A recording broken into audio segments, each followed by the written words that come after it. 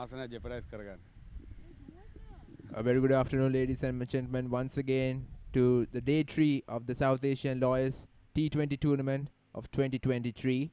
We saw the previous game happening between the Karachi Lawyers and of course Delhi Giants, in which Delhi Giants took a massive win, an 8-wicket win, and now we are in set for the game between Bombay and Colombo Titans to take place. But before we move on, let us have a quick look at the pitch.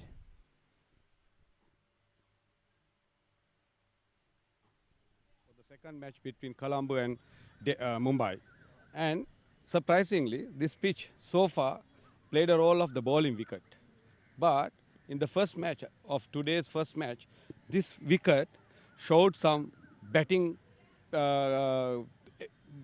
events. It's like I can show you the pitch, and it's still a hard pitch, but this became a batting pitch very surprisingly. But I believe the spinners would love to see this patch of this second match. And at the same time, since this played a role of a bowling wicket, after this first match of today, it shows some batting in the pitch. Hello? So I believe the batsmen who are coming to the bat can show their colors to the maximum. Therefore, I wish both teams, and I hope whoever who gets the tossed win can put on a huge score on the board because of the nice pitch.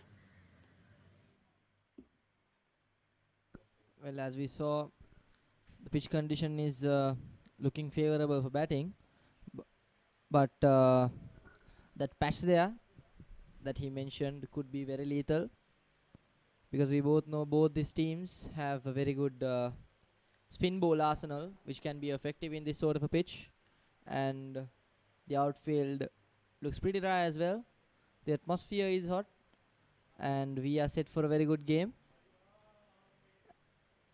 And both teams have come here to play the game in this venue after a win. I beg your pardon, the Mumbai team lost against Delhi yesterday in the morning at the BRC ground, but they've won a game as well. It was here in this venue, and Colombo Titans coming in strong. And of course, Farveez, I mean, this game is on the line for both sides. There's still 50-50 chance of making it to the semi-finals, so I'm pretty sure both sides, the players are going to give a hell of a fight to secure a spot in the semi-finals. But we'll have to see how it goes, and we just looked at the pitch, and I mean, yeah, we can expect some runs here. Yeah, of course. And we are about to go towards the decisive moment of the exposition of the game, the toss. Shanu is down there with the two captains and the two umpires. Shanu, over to you for the toss. When you talk about key battles, we are in the midst of one. It's time for that toss for the key match between Colombo versus Mumbai. Can we have the honours? It is called. It is said. Good luck. Can we please have you forward? Good luck. Can we please have you forward? So you have chosen to bat first. What is your decision, and why is that your decision? The pitch seems fully set. I don't think it. When I saw the first match, the ball is coming nicely onto the bat. So hope our guys put some good score on the board and then give some pressure onto the other guys. You talk about the board. You're already on top of the board. Yet you can't look down upon Mumbai's playing ability. How do you plan to counter that, or what are your strategies? This is a T20 game. One man can change the game. So we have to stick to our basics, bowl proper good line and length, and hope they get out quickly. Which is that man you are banking on before I let you go?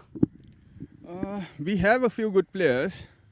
I think this time Vishwa might do well. All right, good luck to you.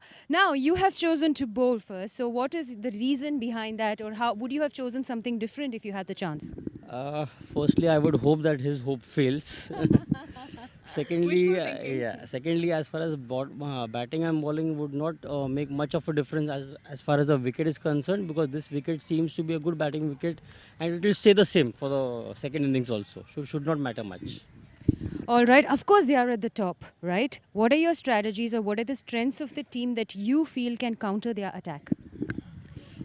They are at the top right now, but as the table stands, if we have to qualify and if we do it in the number of overs or whatever the margin required is, then they would go out. So the pressure is also on them because Supreme Court seemingly has qualified. Delhi has seemingly qualified. Wait, before I let you go, we have to talk about Delhi's impressive performance and the hike in their run rate that they've created. So you are walking on fine grass, on thin needles here. Is that going to be a cause for worry to you, or do you think you can combat it?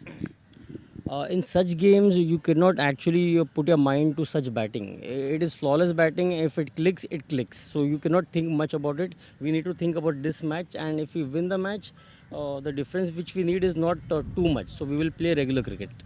You seem very confident, and I wish you all the very best. May the best team win, and let the games begin. Of course, ladies and gentlemen, that's update from the middle. So Bombay winning the toss and electing to ball first. That's what the winning team in the previous game did before as well, Farvi. So do you think that decision will come into effect after like during the conclusion of this game also? Well, in this venue, Minindu, chasing has been a paradise for whoever the team that played. So I think they were going for that approach because later in the game, when you have a set target on your head, it's more easier to counter your batting. And in the beginning, the only goal you can get to the bowlers if you bowl first is to restrict them as much as possible without getting that much of a target. So that is the way to go when it comes to a T20 game. So I think that was the right approach from the Mumbai. Of course, Bombay has got the upper hand, and we'll see how the game goes on as these two titans, I would say, even though Colombo Titans is the only side named after Titans, but let's say two greats in this tournament are going to clash ahead.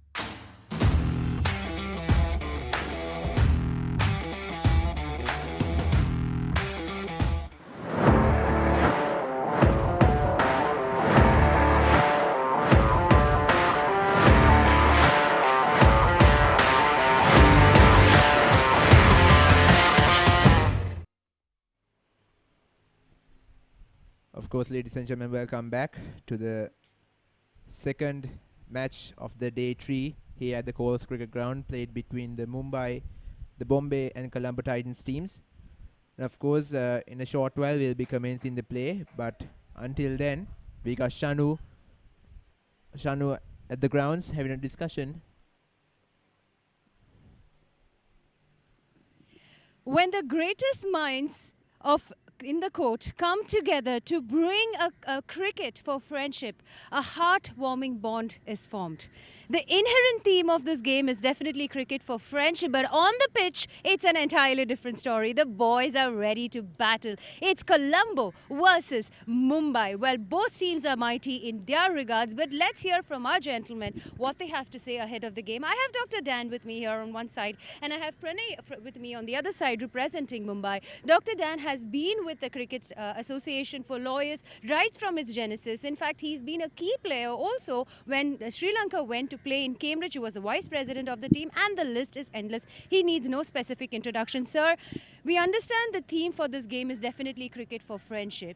What is your take on that? How do you think it is helpful in strengthening relationships? Definitely. When we started the first World Cup in 2007 Hyderabad, I was a part of it, and also in 2019 I vice captain. Then I captain in 2011 in West Indies in Barbados. And all throughout we had been seeing a lot of friendship among the lawyers, and this is very professional. It's not really friendship, but also the players have been very professional. Now I can see the outfit of the present Sri Lanka team, and they are playing in various formats of the game, and they are giving their maximum towards promoting the friendship element are involved in the lawyers cricket. So unlike the national level cricketers, I find that the lawyers cricket has a different format that they promote friendship. They are the ambassadors of these professions in the different countries, and looking forward to have a very good game. It's not really the friendship that matters, but when it comes to the pitch, it is really the game that they play. Well, do you have any strategies for the players today with your experience? In my opinion, Colombo should win because Colombo is eyeing to be in the finals of this tournament, and especially hosting the country, giving the hospitality to all the teams that have come from India, Pakistan, Bangladesh. You know, they are all together, but however, we are playing a very professional game, and I would like to see that the Colombo finishes on top. What he's trying to say, it's the home ground. We are giving you the space, but are you going to earn it? Is Mumbai going to take away the cake? Let's find out from Pranay. You are an amazing bowler for the Mumbai's team. How are you planning to take it forward today from these giants? Because they seem to claim their title. See, we are planning to play finals with Colombo, and I think today's game is very important for us because if we are bowling first, they have won the toss, they have decided to bat. So we are planning to restrict them for 100 or 120, and plans to make it that's a wicket, that's first wicket, and restrict them 100 and 120 and make it in 15 overs. So we will also qualify.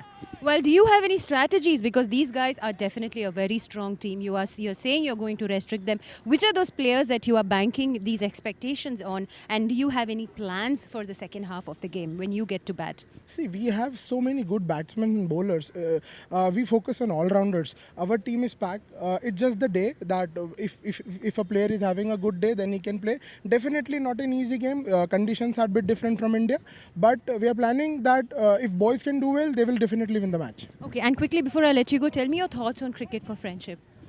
Cricket for friendship. I joined this cricket for friendship concept in 2015, and since then I am playing. We played in New Zealand, played in Sri Lanka. The concept is that in 2015 I was knowing only 11 people from my team, but I know 12 teams around the world now. You see, we are growing in brotherhood and we are growing in love. But now it's time to bring out that Trojan horse, to bring out that battle, to bring out that key pawn. Over to the commentators for the match. Well, thank you, Shanu, for bringing us that lovely discussion out there in the field. Well, of course, during that interview, a wicket fell down for the Colombo Titans for this was Tusit Palivatta, who fell down. He actually played a good role in that last game against in the first game against the Delhi Giants. But it has been a major setback for the Colombo Titans from the start.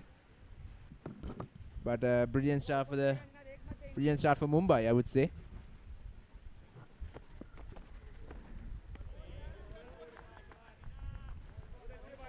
Left that one right outside the off stump. So, Furviz,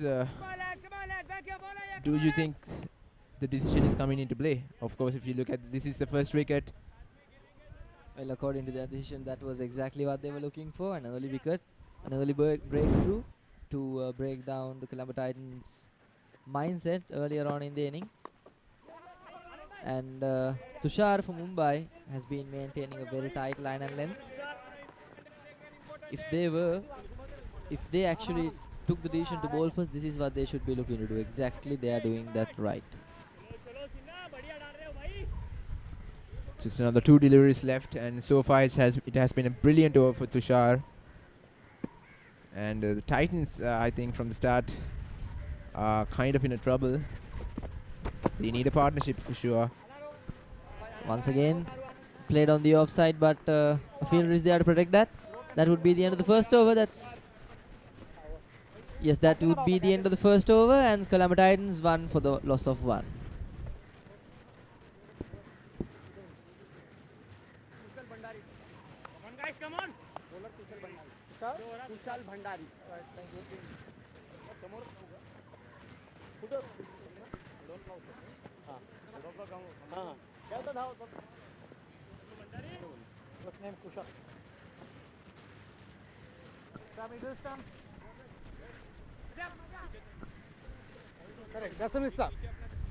Of course, for which Colombo Titans still have their opening batsman who is in form, Vishwa Vijay Surya, the man who guided them to that victory against the Delhi Giants in the first game of this tournament for them.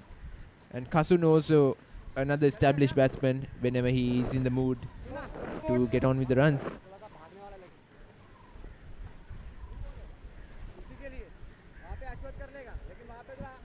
Kushal Bandari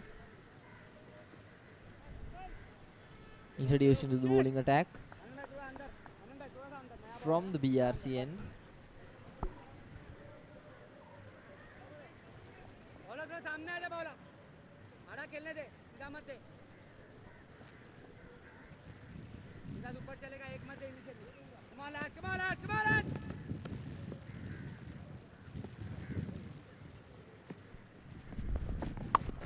Oh, that's pulled away through the leg side, and that might not be a 4. Protection out there in the deep, so we'll settle for a single.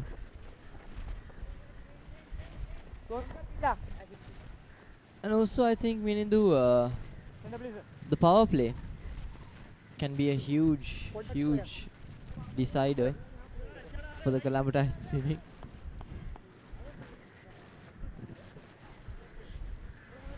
It definitely is for a reason. I mean, like I said before, every team that utilize the power play properly have the chance and have the upper hand to come up on top at the end of this game. But they actually are on the back foot, but they should find a way to come out into their front foot and take on the challenges head on posed by the Mumbai bowling attack. This one, that was a good delivery outside the off stump. Two batters who are in the middle are right-handed and left-handed.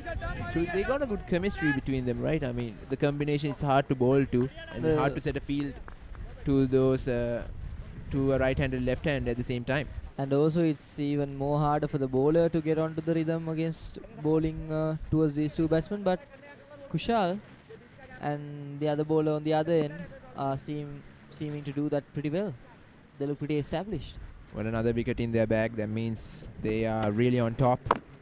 Oh, this is a brilliant delivery. Absolutely not letting the batsman free his arms there. Quick, straight and short. Trying to keep the line tight. Previous ball was kind of wide outside the off stump, letting him play through the covers, but this time it was tightening the noose around him with that tight length. Current run rate not looking good for the Colombo Titans, 1.33. Oh, that's another chance, and that is gone. The second wicket for the Colombo Titans fall, and they are in big trouble right now. Well, this is the worst start that they would expect to get. Of course, with the confidence that they're coming from those previous games, this is not the way that they should have faced these 2 overs. Another wicket goes down for the Titans, and this time it was Kasun, the new batter who came into the middle right after the first wicket fell down.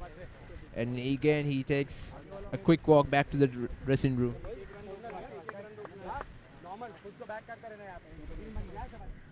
The bowlers did pretty well there to create that desperation to score runs and simultaneously keeping the line tight, whereas the batsman had to attempt for that cheeky shot and makes a mistake.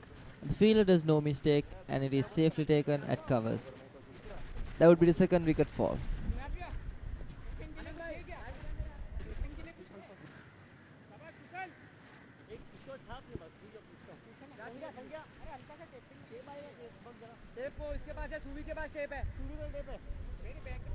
Well, it's Kushal again. I'm pretty sure that they are blooming with confidence right now, the Mumbai team, knowing that they need to secure a big win in this game. A win, I think, not just a win would also, I think, would help them to secure a win. Secure a spot in the semi-finals. That's why this game is extremely crucial for both the teams. Either of them have to win to get qualified to the semi-finals. Kasun Hettiarachchi, the last wicket. This is, of course, the wicket that fell down a delivery ago. Easy catch there at points. No way that he can mess that up. Wide outside, and it's, of course, given wide by the on-field umpire there. So he's going to have to bowl that again. So 2 deliveries to turn this over around for the Colombo Titans. Will they be able to? Because they're kind of on a tough spot and under immense pressure at the moment. What do they have to do now, Furvis, in order to get things underway? Well, speaking of pressure, both the teams are under immense pressure because the standpoint is very, very crucial. Going for a quick single there. And coming back for the topic that we were talking about, I think the Colombo Titans, in means of their batting, can do a bit more, taking the aerial route, but you shouldn't throw your wickets away, of course. It could cost a lot. You already have lost 2 wickets and you're not still completed with 2 overs. So the bowlers, in the other hand, should be given a lot of credit because they're doing all the right things, just like that, keeping a very tight line, swinging away from the right-hander. So that's the end of the over. 2 overs gone. This is a brilliant start for Mumbai. Just 3 runs given out of the 12 deliveries they have bowled and have taken 2 wickets as well.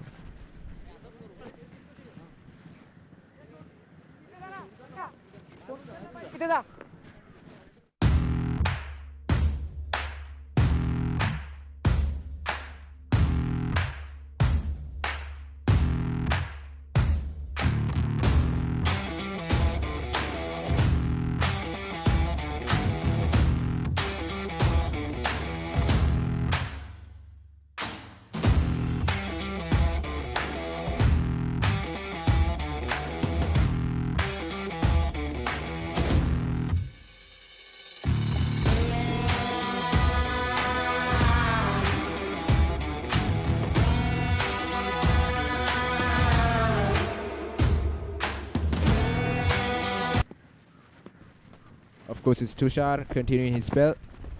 Vishwa Vijayasuriya on strike, and he will glide it down to the leg side to pick up a single. I mean, I think they have to do far more than that, far more than taking singles and rotating strike, because only 4 overs left.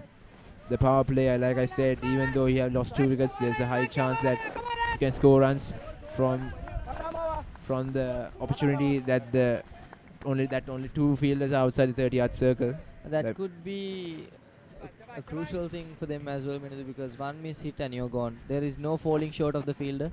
Always. Oh, what a beautiful delivery that is by Tushar. Misses the outside edge completely, but again a delivery to actually traumatize the batsman, I would say. That would help. That would actually put the batsman on the back foot and help him, not help him, actually make him lose confidence. I mean, for sure, a ball that is swinging away from you in the good length is a nightmare for all the batsmen. Coming from a fast bowler himself. Once again, desperate for that run. And you are right, Minidu. That is one of the most satisfying feelings as a fast bowler that you can get apart from getting a wicket. And it's either a toe-breaking Yorker or a helmet-removing bouncer or an outswinger like that. That's the best feeling you can get as a fast bowler. What was the option you went for? Always the Yorker. Because the wicket is always promised if you do it right. And they'll take this quick single as well. Good running between the wickets, trying to stabilize the innings once again. Still not looking quite good with the current run rate. Yeah, definitely at the start they got, they have to find a way to forget about it and move on. And of course the captain has promoted himself up the order and came out into the middle. Vishwa Jesuri is a batter who can stay out in the crease and build up a wrong partnership alongside the batsman at the other end. Including the partnership, they should also look to glide their run rate up as well in order to secure their victory. Good singles been taken here. Valuable singles, I would say, to help them loosen up the pressure that's been on them.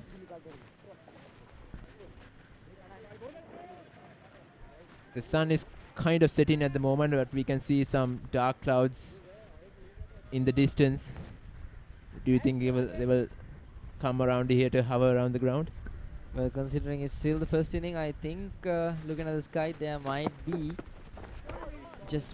a bit of a chance for some rain. Let me quickly check the weather forecast for Colombo, Vinitha. So many weather apps, only few are accurate.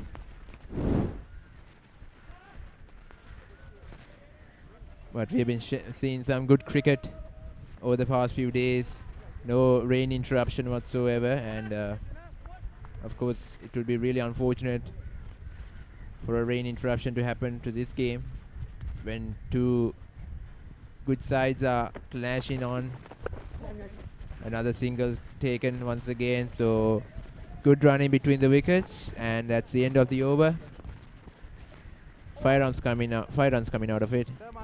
It's 8 for 2 after 3.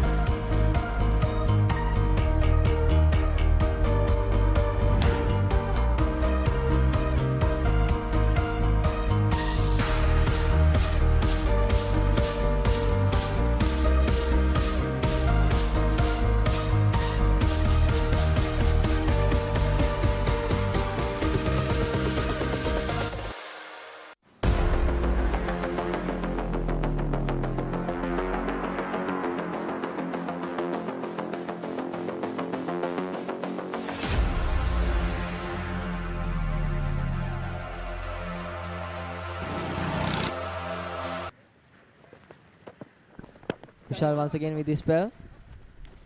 Comfortable single taken off the leg side. Rotating strike very well, trying to, like I said before, build up that momentum that would help them to score more runs. Well, the momentum is not quite swift enough as for now, but they will definitely try to accelerate things up if they were to keep on to their upper hand so far they have in this tournament. They're definitely they are coming here with 2 wins in a row, so that means they have the ability to take on good sides.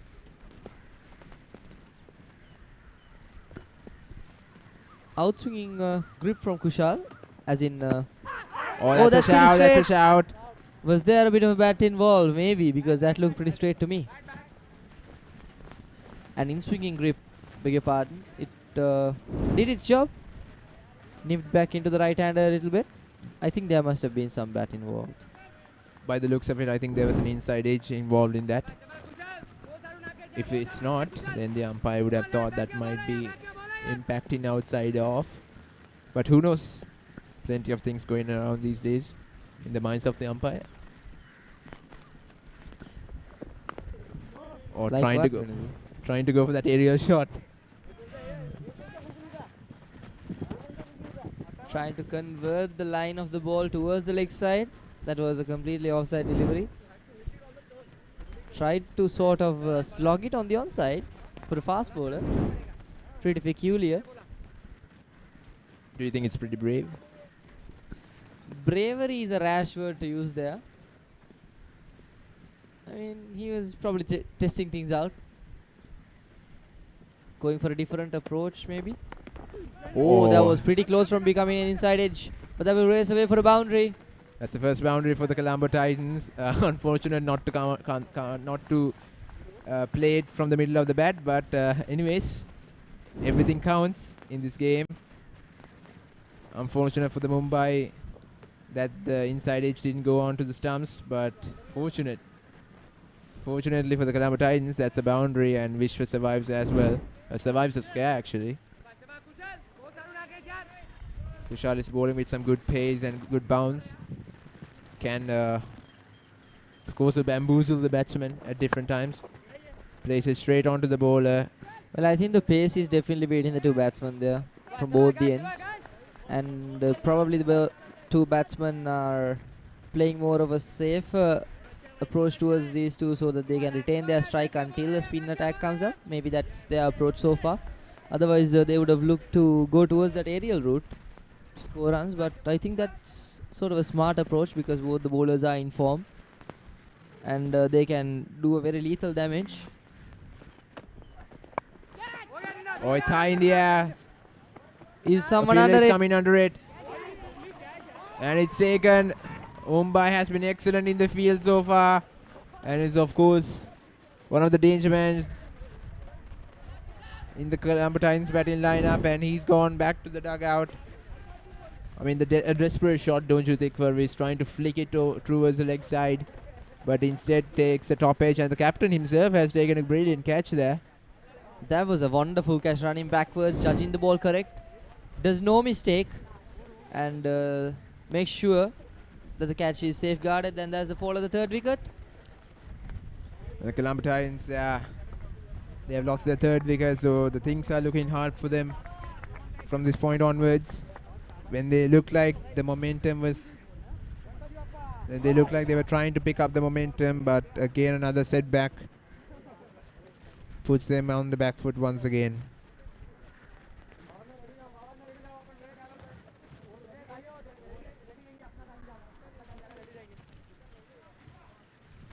Well, do you think there's going to be a recovery from the Colombo Titan batting lineup here, Minidu? At this stage of the game, it's 3 overs and 3 deliveries gone and 3 wickets have fallen already. What do you think their approach should be and what they would be? I think right now Farvis try to build up a partnership. That's what they require. I know that still like almost 2 overs are left in the power play, but they have to forget about playing rash shots and try to actually set a foundation. And maybe try to take 2 to 3 overs to adjust to the wicket and get a partnership going, and then I think eventually everything will turn on its way for them. So you're saying they should follow the concept, play more balls, score more runs? Definitely. Because until they won't take it deep, there's no chance of them scoring runs. They have to know how to take it deep, how to finish off all the 20 overs. Well, if you look at the projected score as per the current run rate, it's looking pathetic for the Colombo Titans.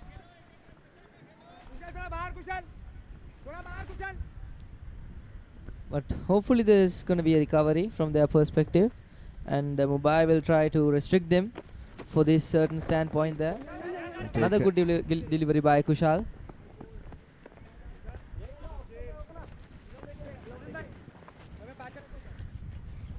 Well, of course, there are plenty of talented players in each side. And talking about talented sides, of course, South Asia's best are playing right here. South Asia's best lawyers who can play cricket. If you put it like that, yes.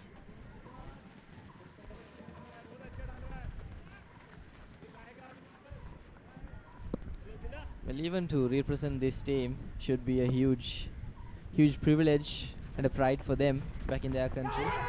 Oh, that's a shower, Has that's there a been any- shower, and that's a Oh, wide. wide has been given.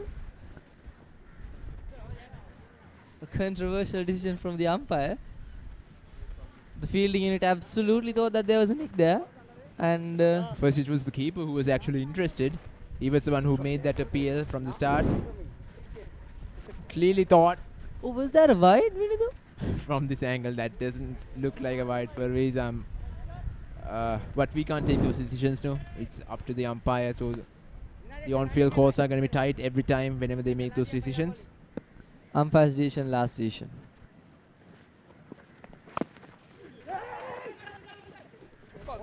A small call for a single, but won't take that risk. End of the over there. It's 4 overs gone.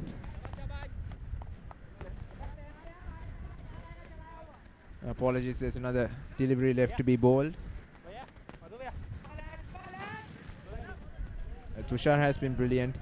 Economical overs are being bowled by him, and of course from the other end as well, no runs are leaking. Just what the Mumbai captain expected from his bowling side, to tighten the things around, to tighten and not give them any opportunities to score. I think that's why they took the decision of bowling first as well.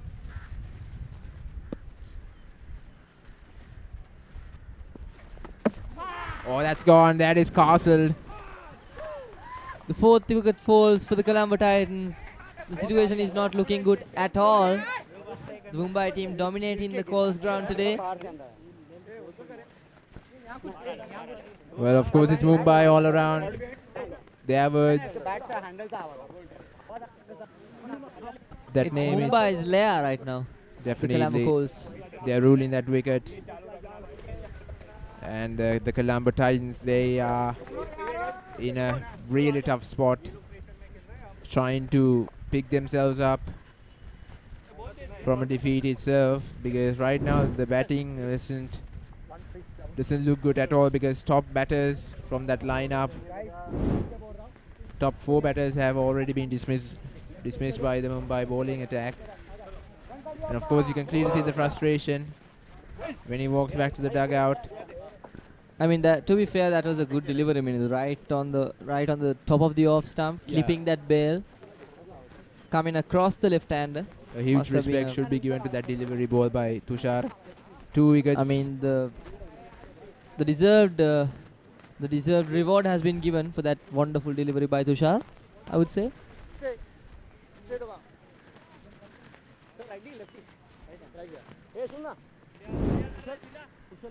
Of course, these are the 2 wickets by Tushar. Getting that early breakthrough. Early breakthrough once again. And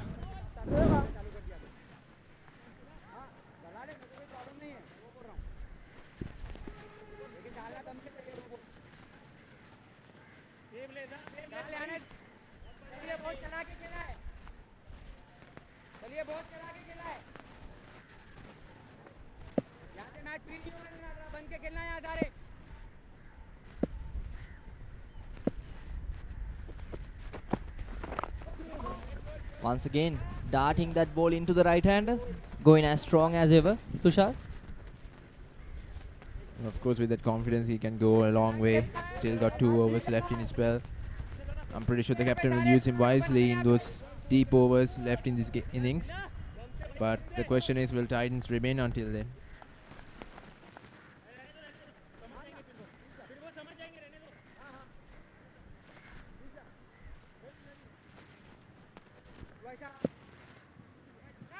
Well, the first question of the day was how fast the Delhi Giants would complete the game. And now it's how far the Colombo Titans will survive. Oh, that was a good delivery. A short one on that occasion. Pick the outside edge, was just 4 short of this first slip that was in place.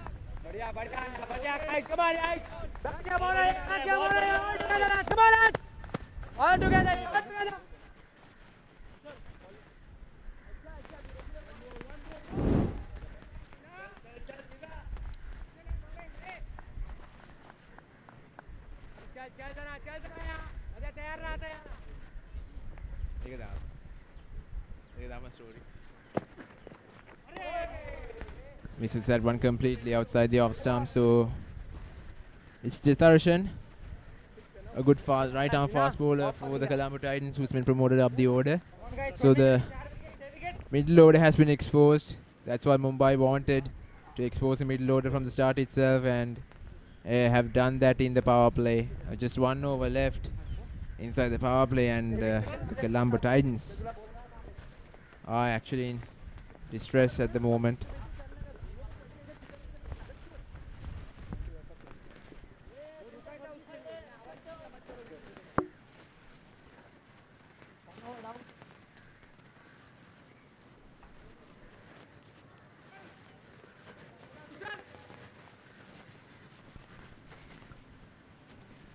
So there's Chitarshan on strike. Apologies, that's Irshan, the captain, who's on strike. And no runs will be conceded. Played it straight to the short cover, who was in place, the captain for Mumbai. Well, these two fast bowlers have done an excellent job for Mumbai. Have the 4 wickets amongst themselves.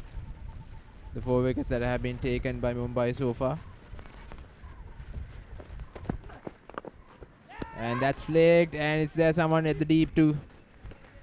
There was someone, but that just falls short from the fielder, and on that occasion he would be safe. Another single have been taken. So the final over of the power play, and of course the power play has gone in the favor of Mumbai. There's no doubt about that. The question remains how they are going to tackle the coming few overs. At least at the halfway mark of the innings, they should be at a respectable and comfortable spot, even though they have lost the 4 wickets early on. That's going to be a wide. Insane sync there between me and Minu, but definitely. Almost like a Bluetooth connection.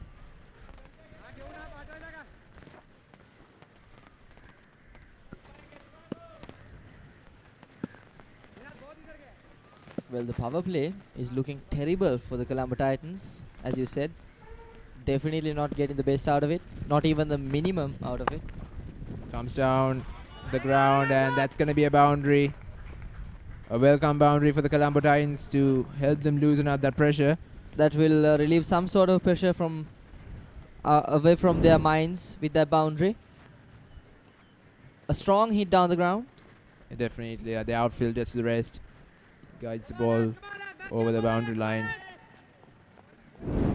A few more shots like those, and they are, I would say, will be kind of back into the game. But again, have to be very well aware of utilizing their wickets properly. Another wicket means slowly the low order will be exposed as well, and definitely that they don't want that to happen. Comes down the track and misses it completely.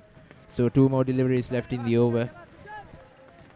I mean, 2 more deliveries left inside the power play, and that's why Jitarshan is trying to utilize that properly. They know the power play haven't gone in their way at all, but still 2 more deliveries are left for them to end the power play on a high note.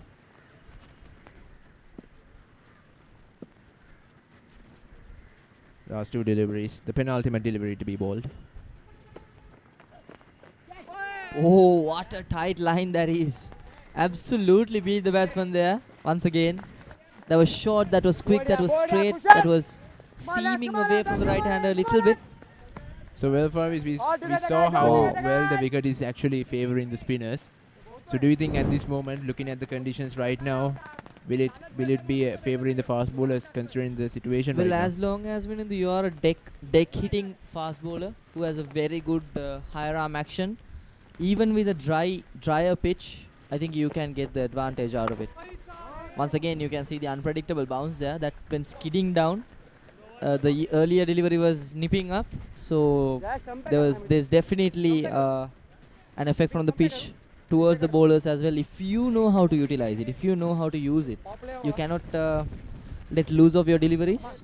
You have to be tight with your line and length, and you have to be disciplined. And as we can see, the pitch has rewarded the disciplined in this occasion. It's the end of the 6th over. It's the end of the power play. It's 21 for the loss of 4.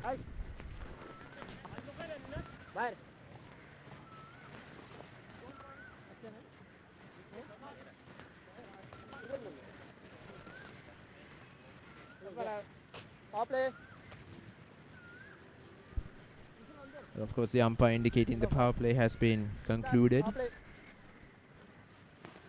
Now, of course, it's going to be hard to accumulate runs, right, for which, I mean, it's easy to get the singles and the twos, but they'll have to find a way to get boundaries through the gaps that are going to be available, but it's not going to be majority of them. Otherwise, only option is to go over the top. But, of course, they are risky, and considering the situation, risky shots to be made are the last thing that they want to do. So the spinners have been introduced into the attack, and after the end of the power play.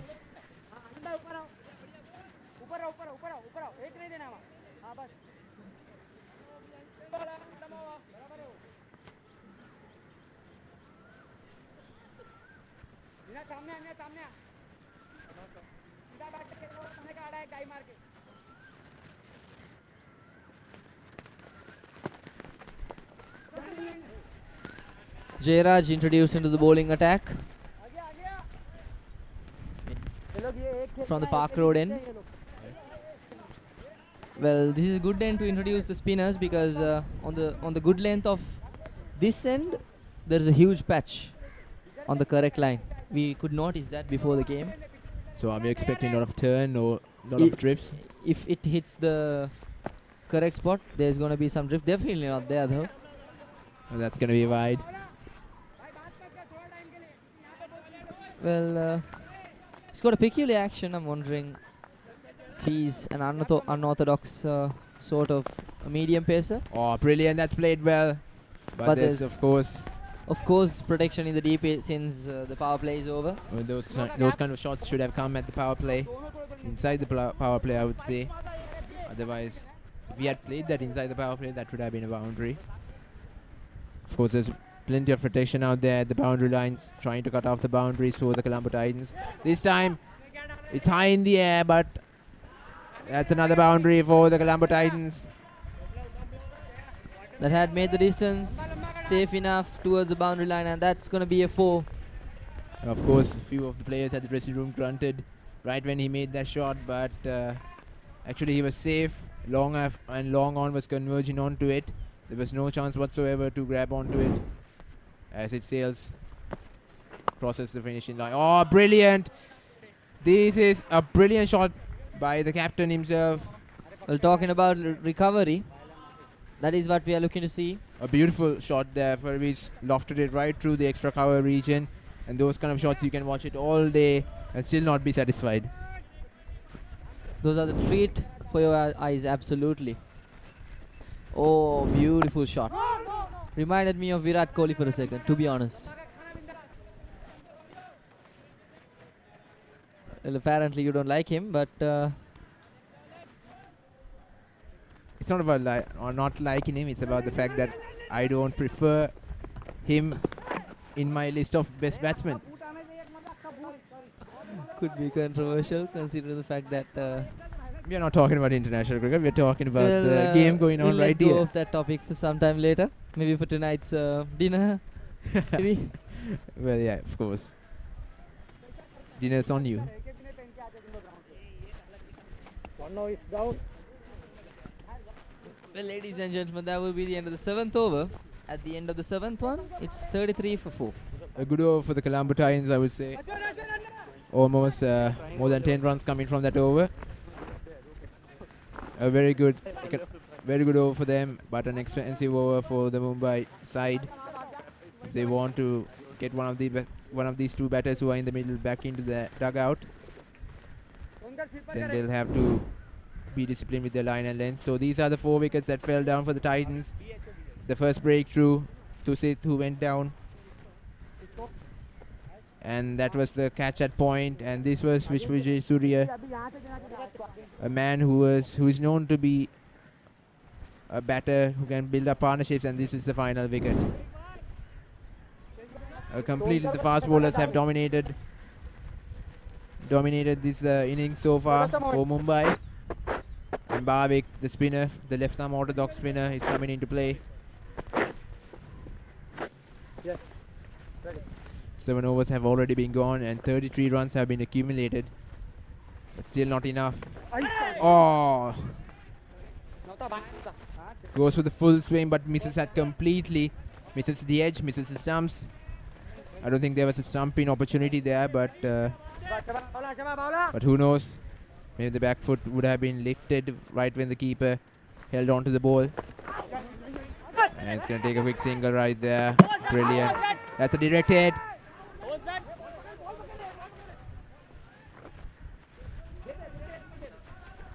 That's a direct hit, but of course it's definitely a tight call for the umpires, but will they go upstairs to check whether that is a dismissal? Of course they're going upstairs. I think on that occasion the batsman was safe. Yeah, he has reached home safely. And of course There that's a it is. confirmation. There is a confirmation by the umpire, Mr. Saman Kumar.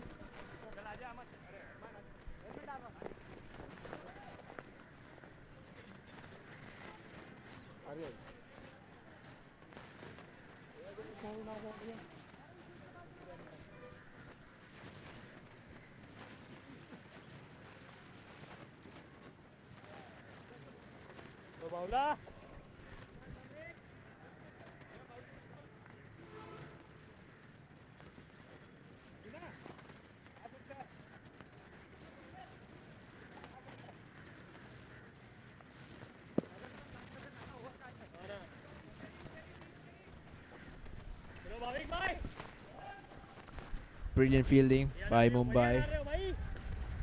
Direct hits. Those would actually make the batsman more hesitant in taking those twos and singles when those kind of close direct hits are possible by the fielders. Well, good fielding has been always the point of difference, Vinidhu. That was definitely running down the leg.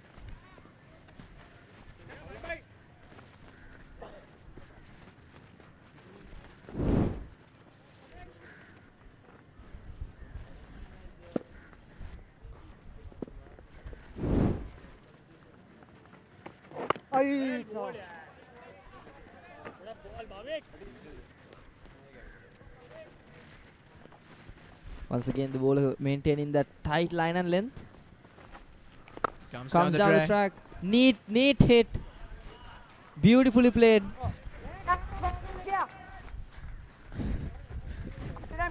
That's a good boundary by, of course, Jatarashan, coming down the track and opening his bat through the offside. Beautiful connected with the ball. They're trying to get the momentum right here, Colombo Titans, and they are surely doing that. Putting the pressure Sweet back on. sound of the bat, Vinidhu. Extremely satisfying. The momentum is turning around, I would say. Couple of boundaries have been scored in those previous few overs that have been bowled. The run rate has come up towards almost 5 from being at around 1.5. So the recovery is on. We'll see what the Colombo Titans have in their pockets towards the resolution of this inning. Oh, could have been extremely close with a direct hit, but quite lucky there. I think the batsman had given up that run. He didn't even actually he wasn't even desperate to crease the bat at that moment. You can clearly see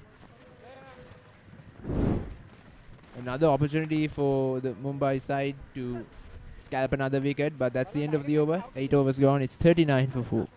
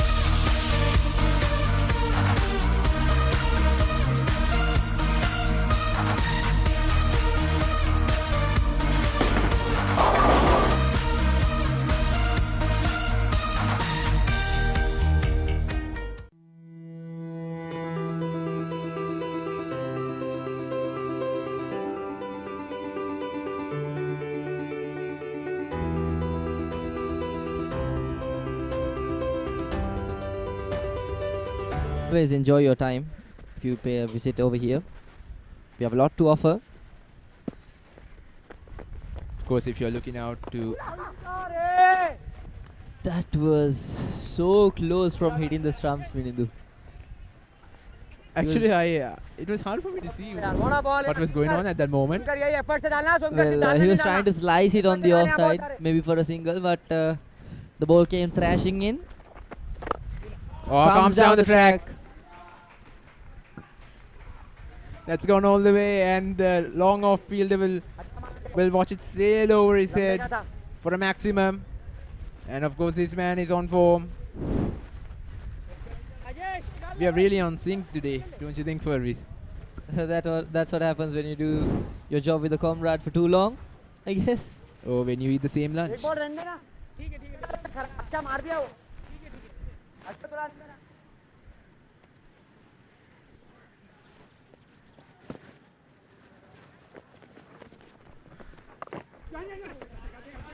Nicely played on the offside. Late cut. Will it go all the way? No, the fielder makes sure that it is safeguarded at the boundary line. It will only take 2 though.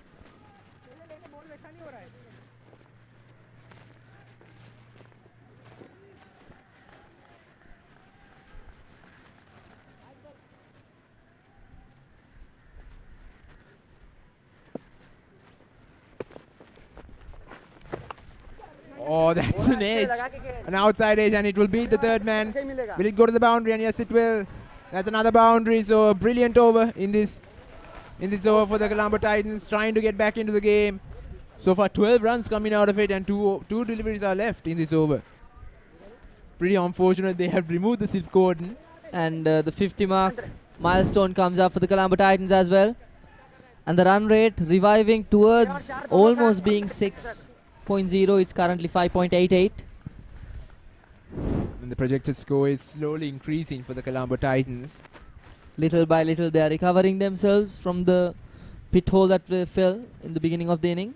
Of course, these two have to cruise along. Another wicket means another drawback for them, and they can't afford that kind of a drawback anymore.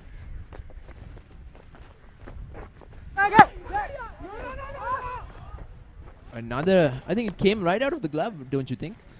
Yes, there could have been a bit of a glove in that one, but the slip ran backwards to collect it, in an attempt to collect it, but couldn't quite make the grounds there. Or was there a bit of a glove, or was that the glove? Oh, brilliant, brilliant. But it just falls short of the boundary line and falls short of the field as well, so unfortunate and fortunate at the same time. The previous delivery, it looked like it didn't nick the glove at all. I think it just came out of the gloves of the wicketkeeper. I'm not really sure about that. By the looks of it, that's what I saw. And that concludes the 9th over. It's 52 for the loss of 4.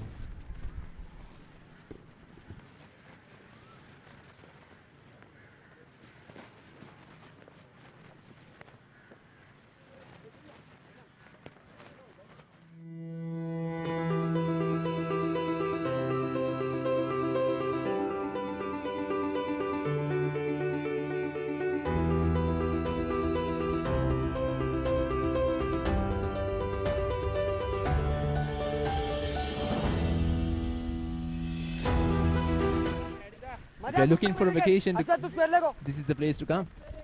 If you are contemplating between vacation spots to visit this year, Sri Lanka could be definitely in your checklist. Not could be, must. Has to be, definitely. Must be on your list. And at the top as well.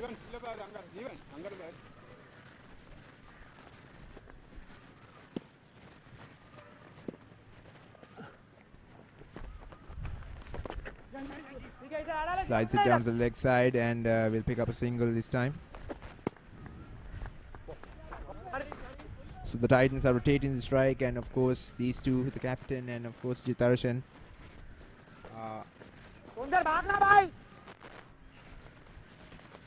playing along a good innings here. It's Barbik, left arm orthodox bowler. This time just flicks it through mid-wicket area. Settle for a single. Sticking to that consistent run rate between 5.5 and 6. all throughout ever since the recovery period of the Colombo Titans. But I'm pretty curious to see what the resolution of this inning would be, with relatively set two batsmen in the middle. Gives himself some room and works it towards sweeper cover for a single. A shorter delivery. Wasn't played it a little bit late through the points, but this time just played it through the gap of cover there.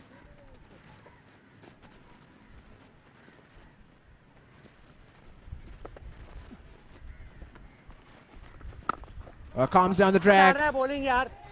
That is brilliant. That has gone all the way. And that's another maximum for the Colombo Titans. That will do the required damage for now towards Mumbai. They're taking the game on to the Mumbai here. Brilliant placement, well balanced posture there, so that he can get right under the ball to cruise it over the boundary line. Oh, that's a shout! That's a shout! That was a desperate shout. By the looks of it, the umpire is agreeing that it is going to miss the leg stump. Yes, of course, by the looks of it.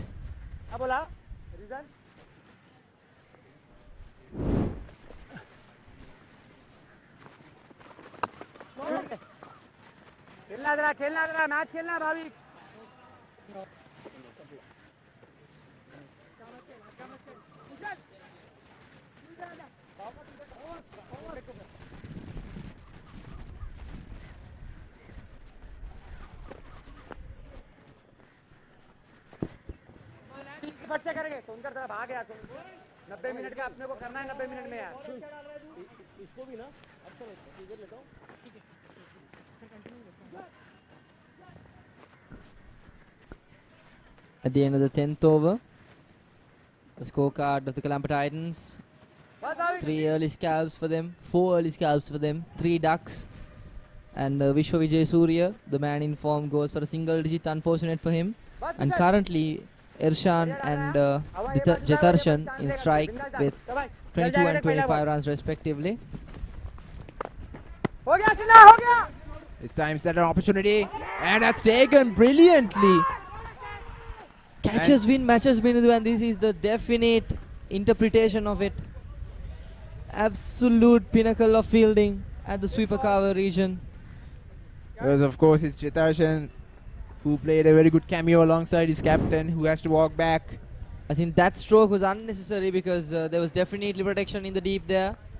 One miss hit and you could have been gone, definitely, and that's exactly what happened on that occasion. Pretty unfortunate, and of course he contributed for the Colombo Titans for their recovery, but unfortunately has to walk back to the dugout with disappointment. Another drawback for the Colombo Titans. Looked like they had taken the momentum and was cruising along well, but just when we thought that they were settled down a bit, they lose a wicket. How unfortunate is it for the Colombo Titans?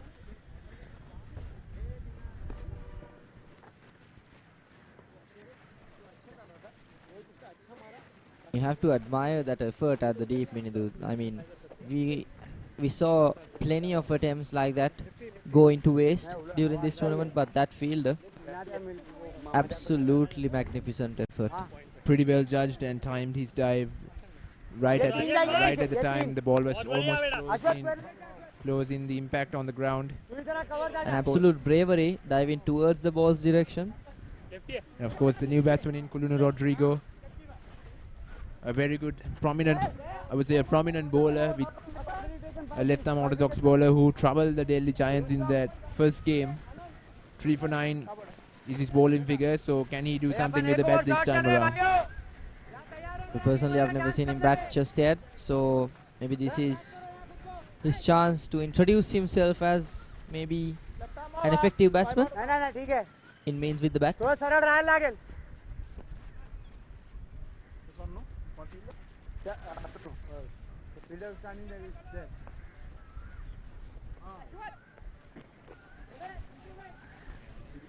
Pranay थोड़ा T-shirt change कर लेना, T-shirt change कर लो या तो फटफट नजदीक नहीं रुकना.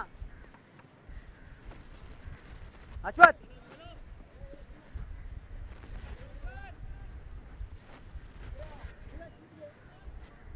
निनाद अपन एक और शॉट है वो लोग कंपलसरी अपने And of course, if you can hear plenty of planning going on for the field settings for this new batsman. Will One it be slip in place, Minidu. Something to be noted. and played it through the gap and will get the captain on strike. So good start for him, but a decent delivery by the bowler himself, Rajesh. Well, the two current batsmen's only intent should be collecting as much runs as possible in a safer approach rather than losing their wickets at this crucial stage of the inning. Carry their team to the death overs. That's what they should do. Place it to long off. That should have been stopped there by the bowler, I would say. So far, it's been a brilliant over for the Mumbai side. Just 2 runs and a wicket coming out of it, and Rajesh, can he turn this into an economical over? Rodrigo on strike. Oh, that's the edge. And this might run away to the boundary, and yes, it will. And that was a valuable 4 runs for Rodrigo and for the Colombo Titans as well. Well, there it is in your answer. You asked if he will be able to turn this into an economical over, but that boundary says otherwise. I'm really turning out to be a jinx, aren't I? The commentator's curse is real, it seems. I think just when I'm saying it.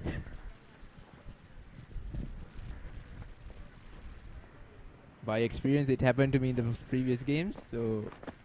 Oh, that is brilliant! Castled it! Absolute beauty of a delivery, that is. Just thrashing towards the off stump. No spin whatsoever, just straight away towards the middle stump and off stump. The batsman calculated some sort of a spin there with his action, but the pitch doing its magic. Another wicket falls for the Colombo Titans.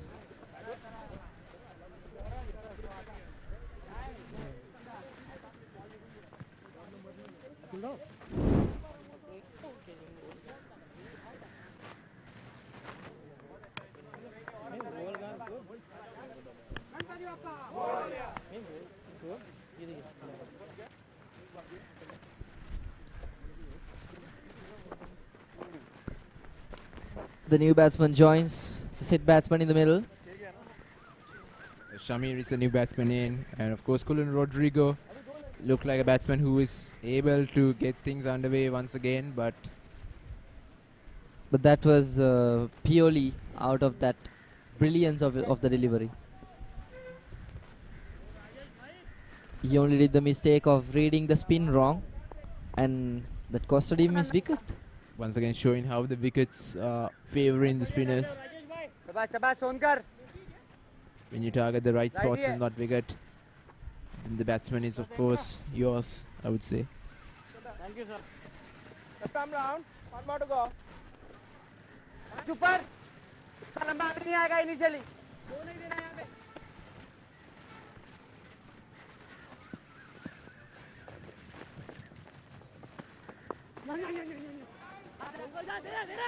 जा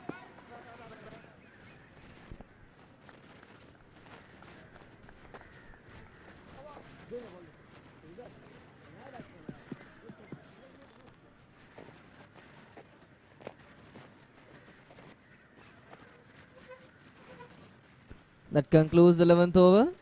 2 wickets coming out of it. Even though he costed 7 runs, but he wouldn't mind. He has 2 wickets in his bag. And it's currently 68 for the loss of 6. Another 9 overs to go. Can Colombo Titans survive the 9 overs? That's the question that's running through the minds of...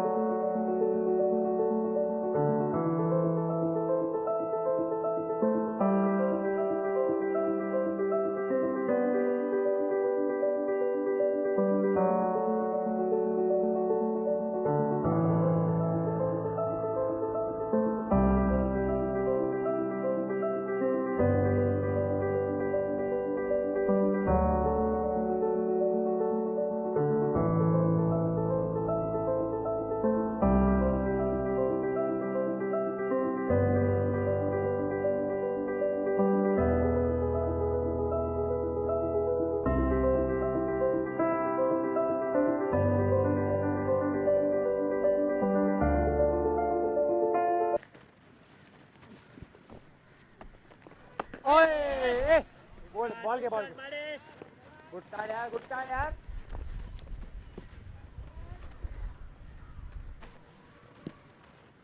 Neeraj तैयार है. पुढे रहा, नीरज एक जाऊ दे. पुढे रहा.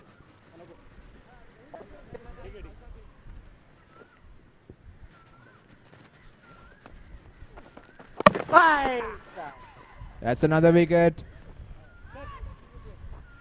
The wicket is actually bamboozling the batsman.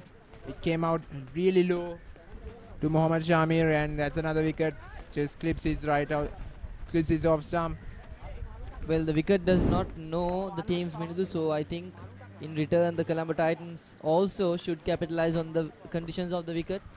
I think if they were to grab the win, the only option they have now is to come back with the ball. Of course, they're huddling up. That's what I have seen so far in this game. The Mumbai, right after the wicket falls down, they just gather at one point and talk about the strategies that they are going to come up with for the coming batsmen. I think that's a really good team coordination, and of course that will really encourage the bowlers, and not just the bowlers, but I think all the 11 who are out in the middle. Very good point there, Minidu. Good communication and understanding of what the bowler and the fielding unit can do. That interconnection is very important when it comes to a game of cricket. Not only cricket, any sort of a team game. There's a reason why it's called a team game.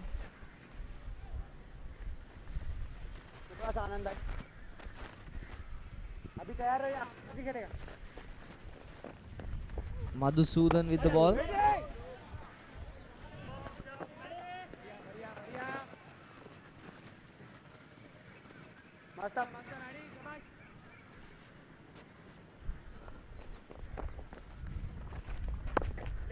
Once again a good delivery.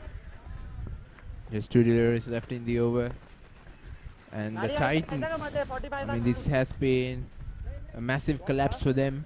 Right when two batters, Jatarshan and Irishan, who is still in the middle, got things underway, just completely ruined their efforts, I would say, because of the poor batting by the Titans and poor judgment of every delivery that they faced.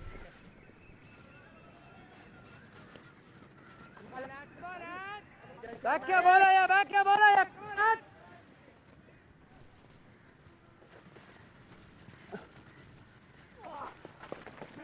Once again that ball came spinning into the right-hander. A bit of a rough action from this pitch on that occasion. So that's the end of the over. Colombo Titans 69 for 7. And Shanu is down there at the ground with a discussion in place with the guest speaker. And I would like to hand over the screen towards Shanu. Shanu, it's your chance now. Now we are talking clearly of a battle, and we are witnessing nothing short of drama. A team that has been on the top is dropping wickets like bullets. So now we need to find out from an expert. I'm joined by Mr. Ranjan, who's also a fan of the team. Now he was a former coach here for Sri Lankan Lawyers Association, and also he is an under-19 recruiter for the Sri Lankan national team. Sir, it's an honor to be standing alongside you. You have immense experience. You come with wealth of knowledge. We know this is a powerful team. What is happening? Yeah, at the moment, Sri Lanka Lawyers lose 7 wickets, and this wicket, I think, Colts wicket, now it's at least 100 to 125. It's a good score, but if they can reach at least 100, it will be a good match, because their bowling also very good. So I think you can see a good match at the end of the session, you know. No, so before we go to the second half of the game, definitely they're going to, it looks like the match is going to go into the second innings very soon. But before that, we know Mumbai is a very strong team in terms of batting. How strong, or what are the right things that Sri Lanka or Colombo should do in terms of their bowling attack?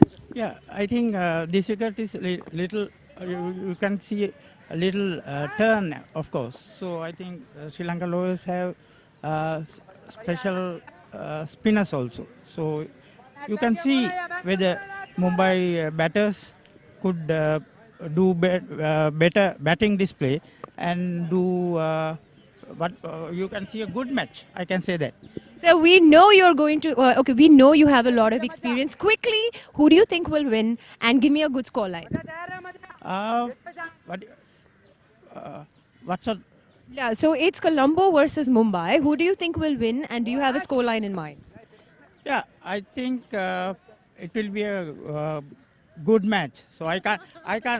He's being politically correct now. Maybe, but I can't say because I know the Sri Lankan lowest team. They can come up at any time. So you can't see whether they score 100 runs. They will fight back. Well, let's see whether they really fight back. Back to the commentators. Thank you very much, Shanu. And that was a note from the former Sri Lankan Lawyers cricket team coach. And according to him, regardless of the scoreline, they will fight back with their bowling arsenal.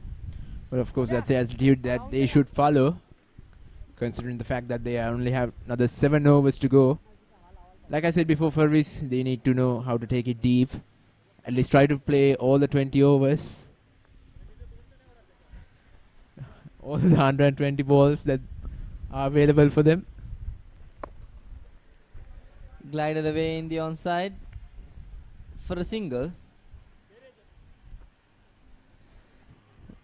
Rajesh once again with the ball from the usual end. Come on, lads.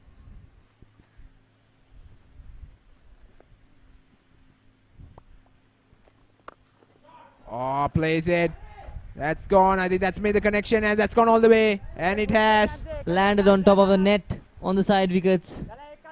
Absolutely whacked out of the park. Have to wonder how they're going to get the ball back.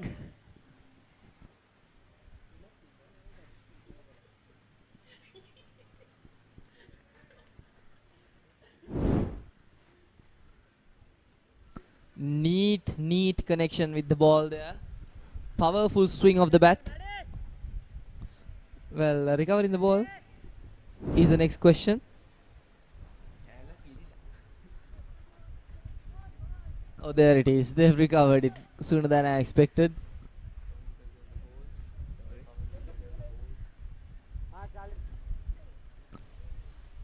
Irshan, the set batsman.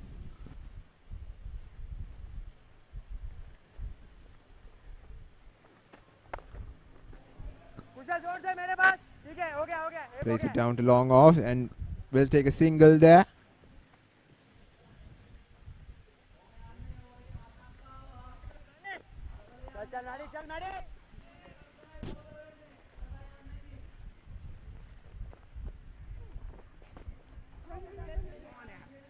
That won't run away to the boundary, but would that be a leg by, Minidu?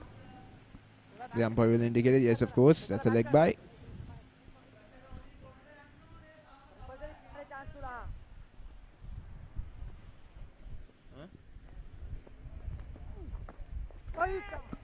Once again, a very good delivery. Attempting to go to that slog sweep. He came to the front to play that slog sweep, but immediately understood that it would be a bad decision because that was spinning in. Either way, it would have missed his bat. Thrashing into the stumps. Realized he was not in the position to play that shot. And that was not the ball for it either. Oh, brilliant. Wow. Brilliant once again. And that's cleared the boundary also. Another maximum by the captain. So a brilliant over. 15 runs coming out of it over so far. Irshan once again giving hope to the Colombo Titans dressing room.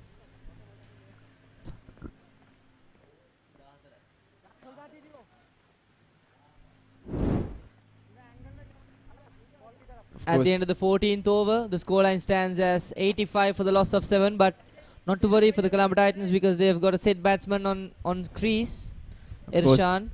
The captain himself taking up the responsibility when the other end.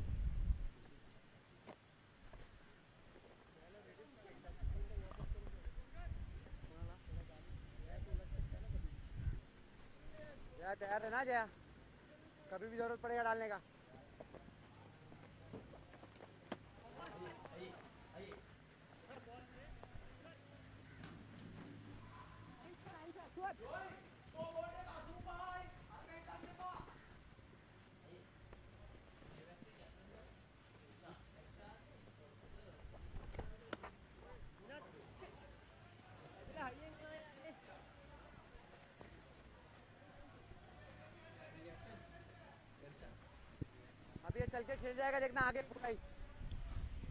Two big maximums been scored in that previous over.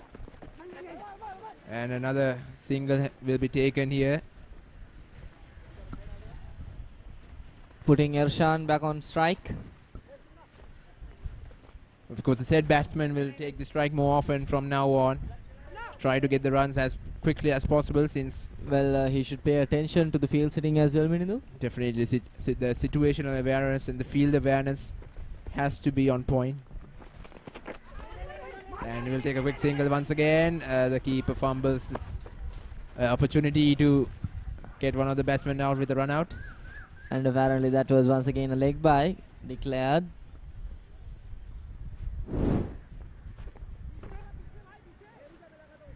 The single that was taken, of course, the fumble. I mean, it's hard to grip the ball either because of that inner glove, quite slippery. Couldn't get hold of the ball quickly. Oh. Rajesh is bowling some good deliveries, I would say. Instructions from the dressing room of Colombo Titans going towards the batsman to remain patient and collect the only available runs, not to find or create any cheeky shots. Inside edge onto the pads. That's a very good over for the Mumbai team. End of the over, 15 overs gone, it's 87 for 7.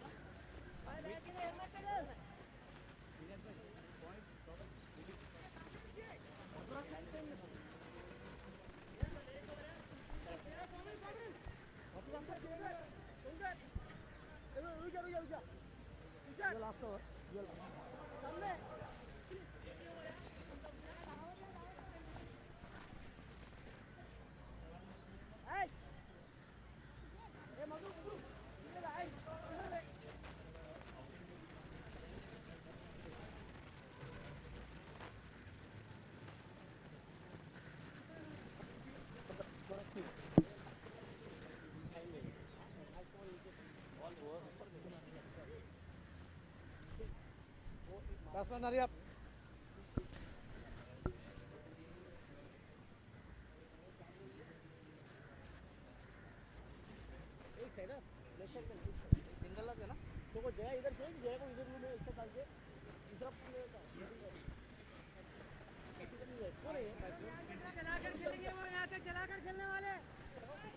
It's Kushal into the attack. So the fast bowler has been introduced once again to get rid of one of these batsmen. Of course, one of these batsmen definitely means the captain, Irshan, who has scored 36 runs from just 27 deliveries faced. Meanwhile, the Colombo Titans dressing room desperately praying that they do get a score more than 120. Of course, and the captain. Kushal's pace beating the batsman once again. But I think the batters have a good opportunity of using that pace and guiding it through the gaps, and of course maybe using that pace to loft it over the boundary line as well, and the fielders. So utilizing the pace.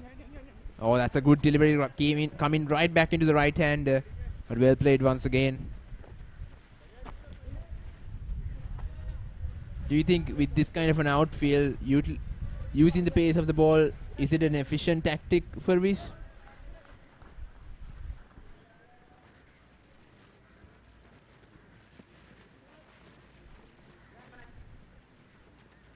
Well, the outfields are of course fast, and the pace could be vital, but they do go with no protection behind the stumps. But as long as the ball moves like that, there's no need for protection behind.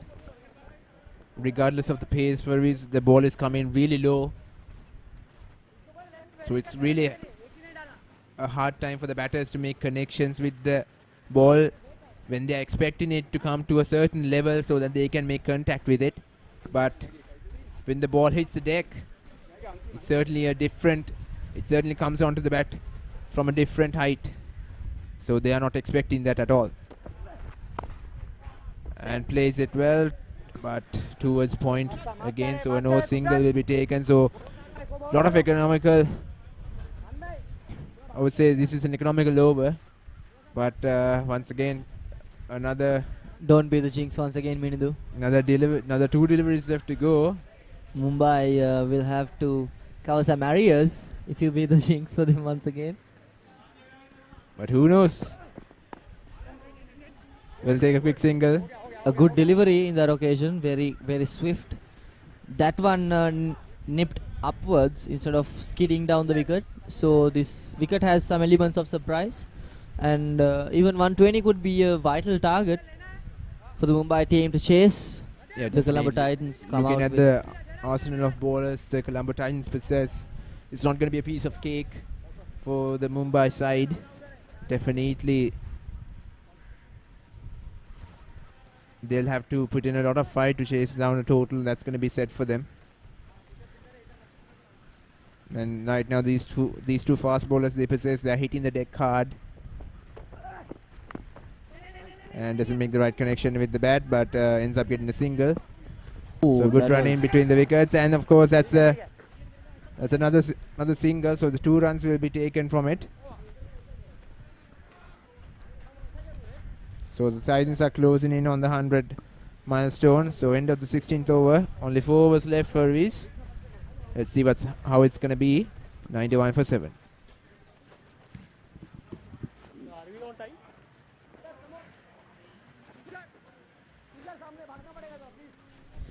Of course, that game-changing partnership, I would say, not a game-changing but yet, but a foundation-setting partnership by Jatarshan and of course the captain Irshan. A 46-run partnership from just 34 deliveries. But then it was pretty much hard for any other batter to build up a partnership with the captain. But right now this partnership is going on well. Irshan is actually putting up good partnership with Johan. Of course, a lot of deliveries have been faced in order to get 23 runs, but maybe they can turn things around once they move into those death overs.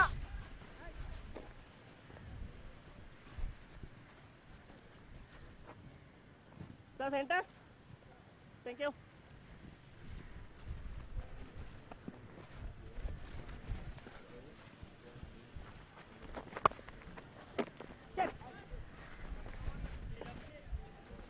Played it straight to point there, so no single will be taken. Good start for Bhavik. नहीं सही है वो phone का cut के ले लेना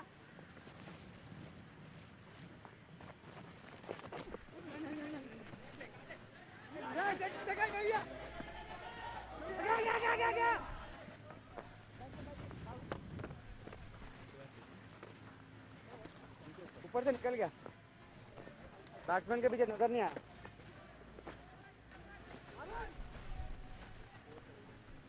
नहीं ठीक है फिर बहुत एक्सपोज हो जाता है यहाँ का भी ऐसा बन जाता है इस जगह में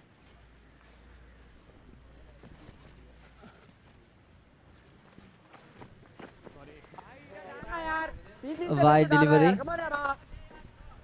Bhavik letting the string go a bit loose on that occasion will give an extra run for the Colombo Titans. Comes down the track this time.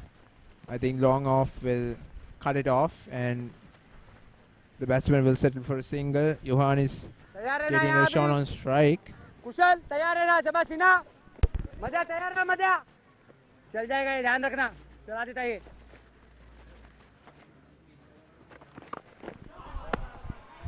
That's gone all the way to the moon. What a shot. What a shot. What a shot that is for Riz. Would you have been able to play that? I don't think so, Minudu, because the connection of the bat was absolutely beautiful to see. So satisfying. Sails away towards the maximum over the head of the long on fielder. Of course, Irshan has not been afraid to come down the track for the spinners. Oh, very well played. Good awareness, another small wristwheel, but didn't cost them. A single have been taken. So Johan is on strike. I'm pretty sure he'll go for a big strike this time, considering the fact that there are exactly another 3 overs left. So are we looking for an aggressive stroke? Are we expecting one? We are definitely expecting an aggressive stroke of this delivery. But no, they'll be happy with the single. So I mean, that should be the right intent, grabbing as many marks as possible. Definitely. So 17 overs gone. It's 103 for 7.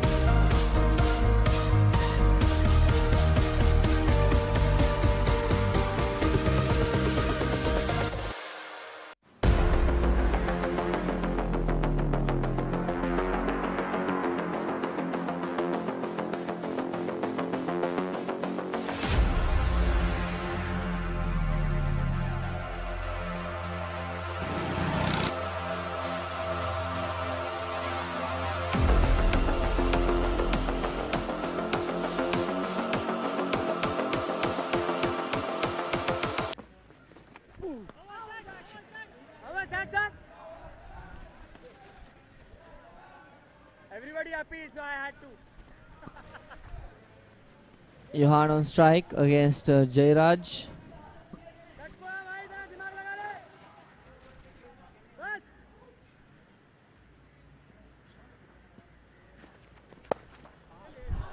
Oh, that's over the top. And it will not run away to the boundary, but they'll settle for 2 runs.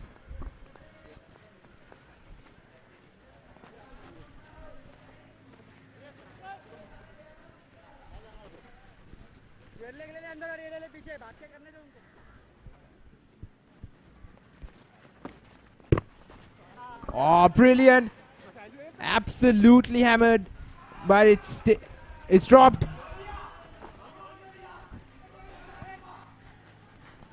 Of course, plenty of advice coming from the dress.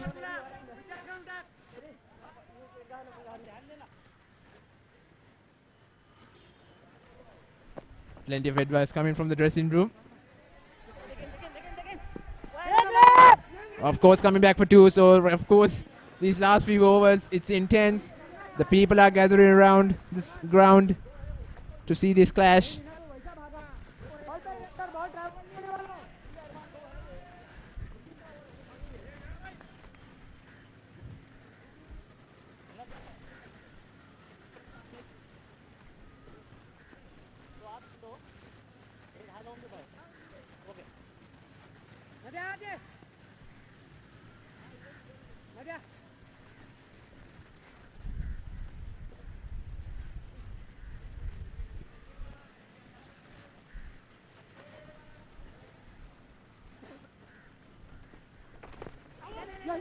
It's a small appeal, but missing leg stump, and they'll take a single.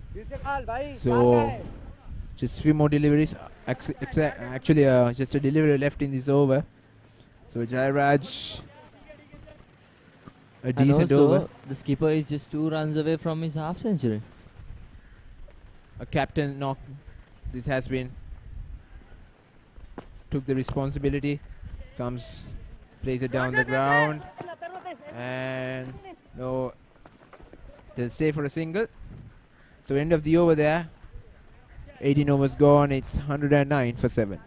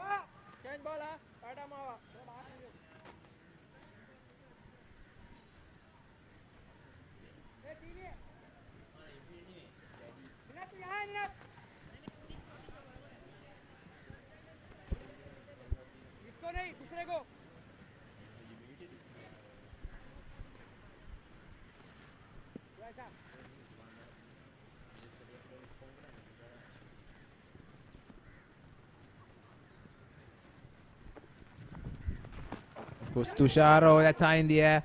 But they'll take the single, misses that completely. The keeper had a chance to run out the captain, who is on a 48. That would have been devastating if he had to walk back. But obviously,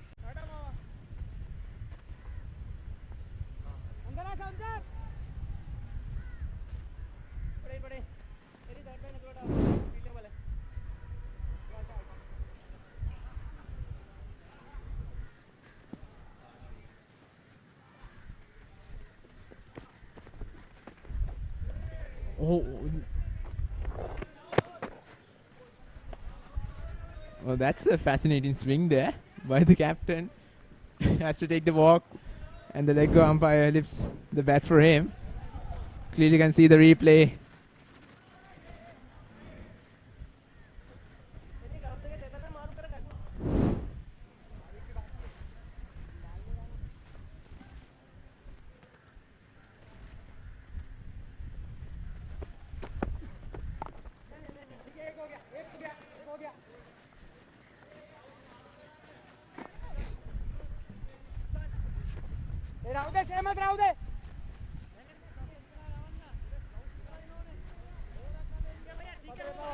Of course, there's 3 deliveries left, and so far this penultimate over, ball by Tushara, is proving out to be an economical one. 112 runs on the board, so I think this has been a good comeback by the Colombo Titans, considering the situation they were in almost, I would say, 7 overs ago. Oh, brilliant. Absolutely brilliant. That is very cheeky, but it's effective. 4 runs there. Valuable 4 runs for the Colombo Titans.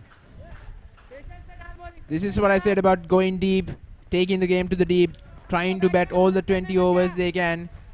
With the number of deliveries, more number of deliveries available for them, more chance of getting runs in this game.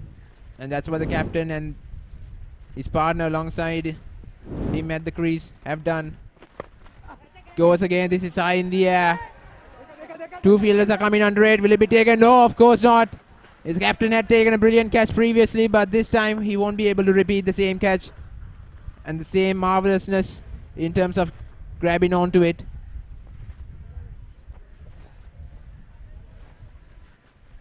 Of course, not to forget, those are valuable runs for the Colombo Titans. This was high in the air. It's never easy when you're running back and trying to judge when the ball, where the ball is landing. Oh, misses that completely, so just a delivery left. Tushar, it's been a brilliant over by him. Apologies, that's, I think, the last delivery that was bowled. So end of the over, just another over left to go for the Colombo Titans. They're 118 for 7. And of course, it's Erishan, the captain, who is on strike. And if you look at the scorecard, there's only one man who's shining, Erishan. But you got to appreciate the efforts by Jatarashan as well. 25 runs from just 21 deliveries, put in a good partnership with the captain. And now Johan Jinasena, the wicket keeper, playing a brilliant role as well. It's been hard for him to get boundaries and maximums. 32 deliveries faced to get to 18 runs, but the partnership and the securement of his end should be admired no matter what.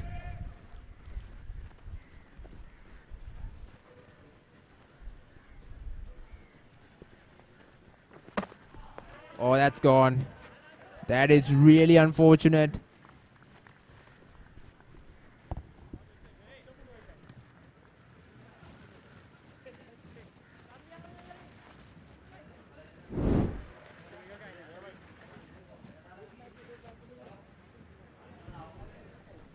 Of course, pretty much unfortunate there. I'm pretty sure the captain would be devastated, and he's getting a standing ovation from the dressing rooms. What an innings it has been. The man of the moment for the Colombo Titans, the man who actually set the foundation for them, the man who took them to the score that you are seeing at the moment. The main reason, I would say, it's him.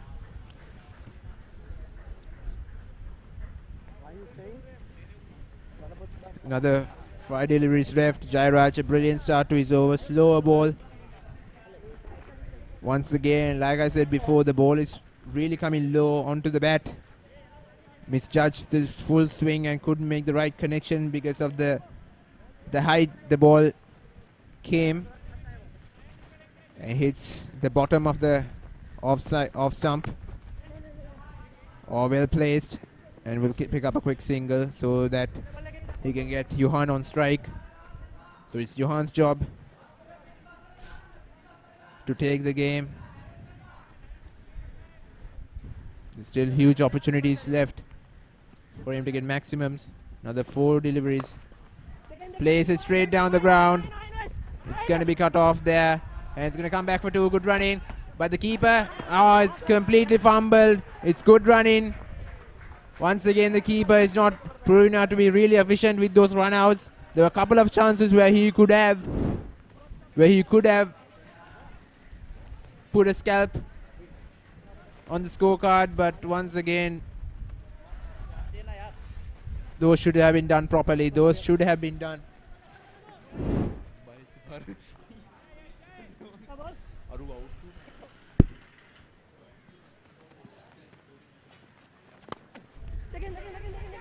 It's going to come back for 2. They're running quick. They're going to take the quick single. Is that a run out? Oh, brilliant running. They're going to come back for 3. It's good running. And they'll take 4 runs actually. It's 4 runs. They ran 4. It's 4 runs. This is what the pressure can do to you. It can make you do desperate things. And the pressure serving the Colombo Titans well in that occasion. Of course, these were the 2 runs taken before, and of course, there was no backup whatsoever. And the 4 runs were easily taken, I would say. Did they have time to come back for 5? Who knows? I mean, you can't blame them either. Running 4 is not an easy task. Yeah, definitely. Demands a lot of energy. Lot of explosive energy. Oh, brilliant. They'll try to stay for the single.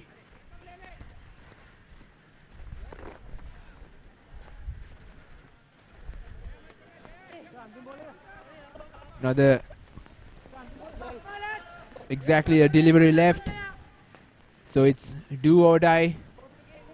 So for Pavitra. Well, after that devastating power play, their recovery has been immensely good, Minindu. Oh, there's going to be 2 runs for sure. They'll try to come back for 2. And they certainly will. Of course, there's a fumble. And of course, that's a run out. So the last single will not be taken. The umpire will go upstairs to check that out. But I think he was out a mile. Couldn't crease the ball. Apologies, couldn't crease the bat on time. But this has been an incredible recovery by the Colombo Titans for Vizai. You got to absolutely applaud their efforts.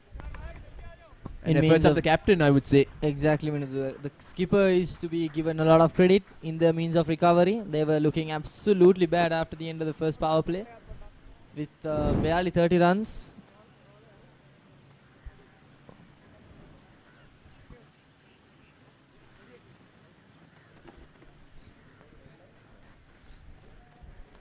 The umpire will be giving the decision very soon. I think it's pretty much confirmed that's a run out.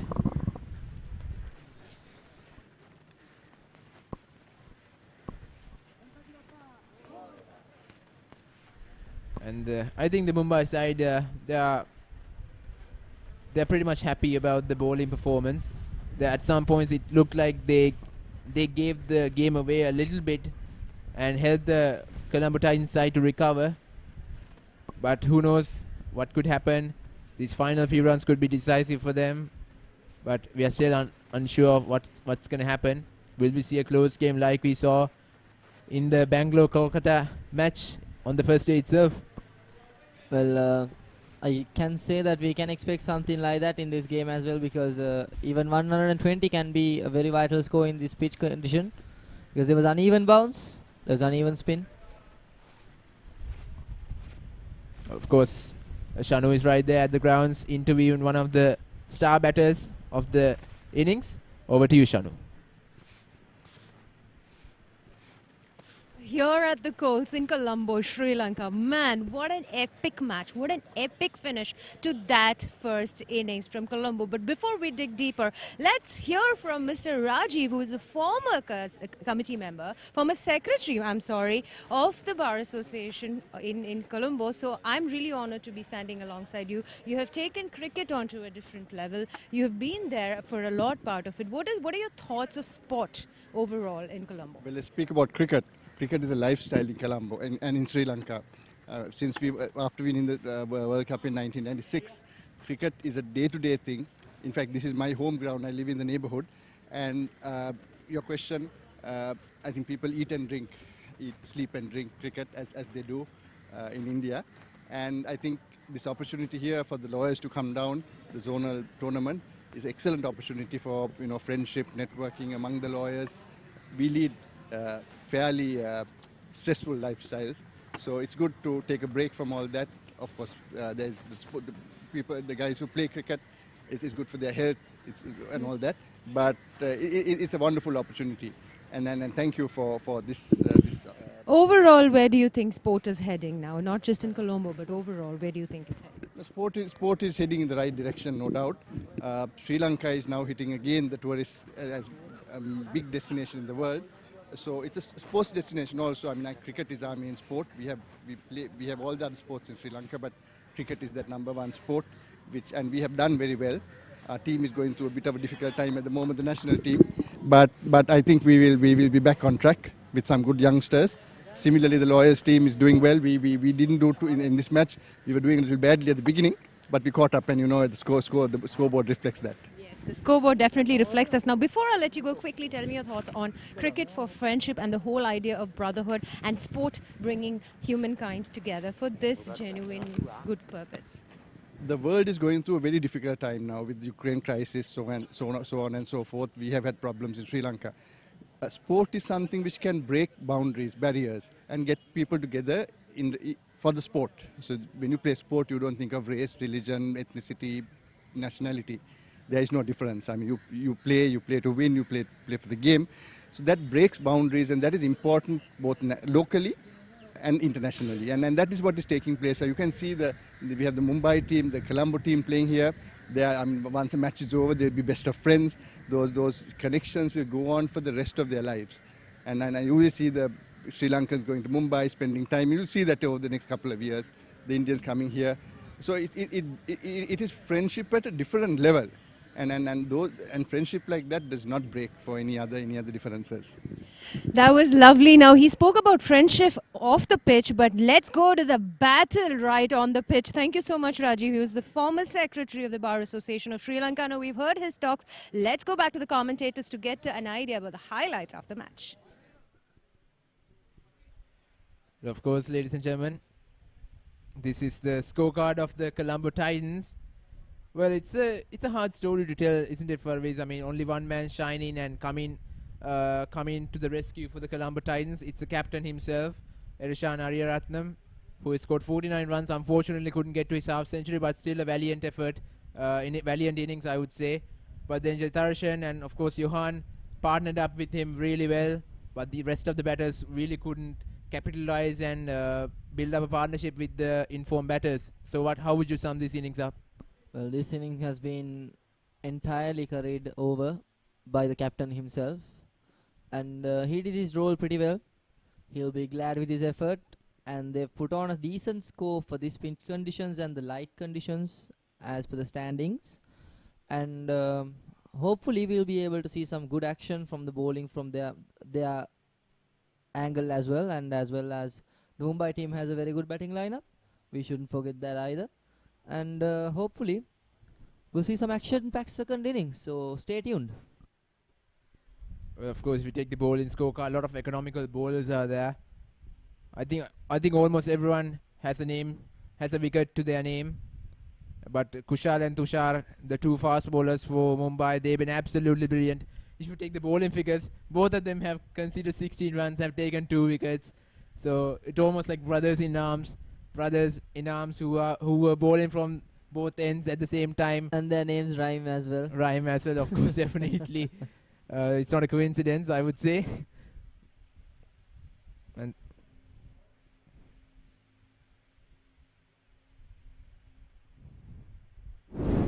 well, of course, this is the highlights of the innings. The first wicket fell down of Tusit. It's been a colossal mayhem for the Mumbai side. They kept on running through the lineup of the Colombo Titans. Vishwa Vijayasuriya this time. An unfortunate wicket, I would say, a man who is almost responsible in building up innings and building up partnerships. Then, of course, the captain and Jitarshan took the game on. Their partnership really set the foundation and set the momentum for the Colombo Titans. Then the shots came on. A lot of maximums came on during their partnerships as well, as they were actually not afraid to take the risk and came down the track on those kind of moments as well. There were a couple of opportunities where they could have been dismissed early on, but unable to grab onto it. But this time it was hold on to. A brilliant catch diving forward. So I would say the fielding efforts have been brilliant. There were some couple of drop catches in the latter stages of this innings, but the start itself has been brilliant. Of course, the maximum scored by Erishan, and this is a cheeky shot. A brilliant innings by Erishan, I would say. And of course, it's the final 2 runs.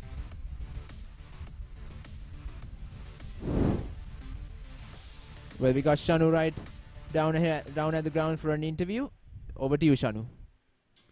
I'm standing alongside a rather victorious Ershan, the captain of the Colombo team. Man, what a show you put on. I'm sure you're incredibly proud of yourself. And you restricted the team. You have put on a great show. You've scored immense runs. Now tell me, in the beginning, you told me when we were discussing the toss, you said batting was the ideal choice. Do you still think it was the right choice? No, I think Mumbai bowled really well. Both the opening bowlers, they bent their back. They were bowling fast. It was seaming here and there. We lost a few wickets.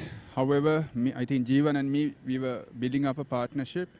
And then we were targeting about 150. Then we had to, we were trying to at least 100 and 120. Still, I think the runs are enough because the pitch is now slow. It's slow. Bowlers, if they bowl line and length, we have a good chance.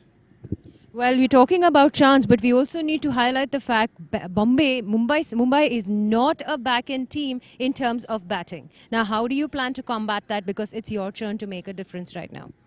They are not a batting? They're very friendly with batting. They're very strong in terms of batting. They're a good team overall. And you are also very strong in batting. But now, how are you going to bring your bowling prowess forward? Yeah.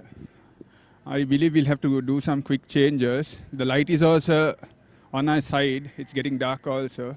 Wicket is also getting slow and low. So we'll have to get some quick changes and hope some quick wickets.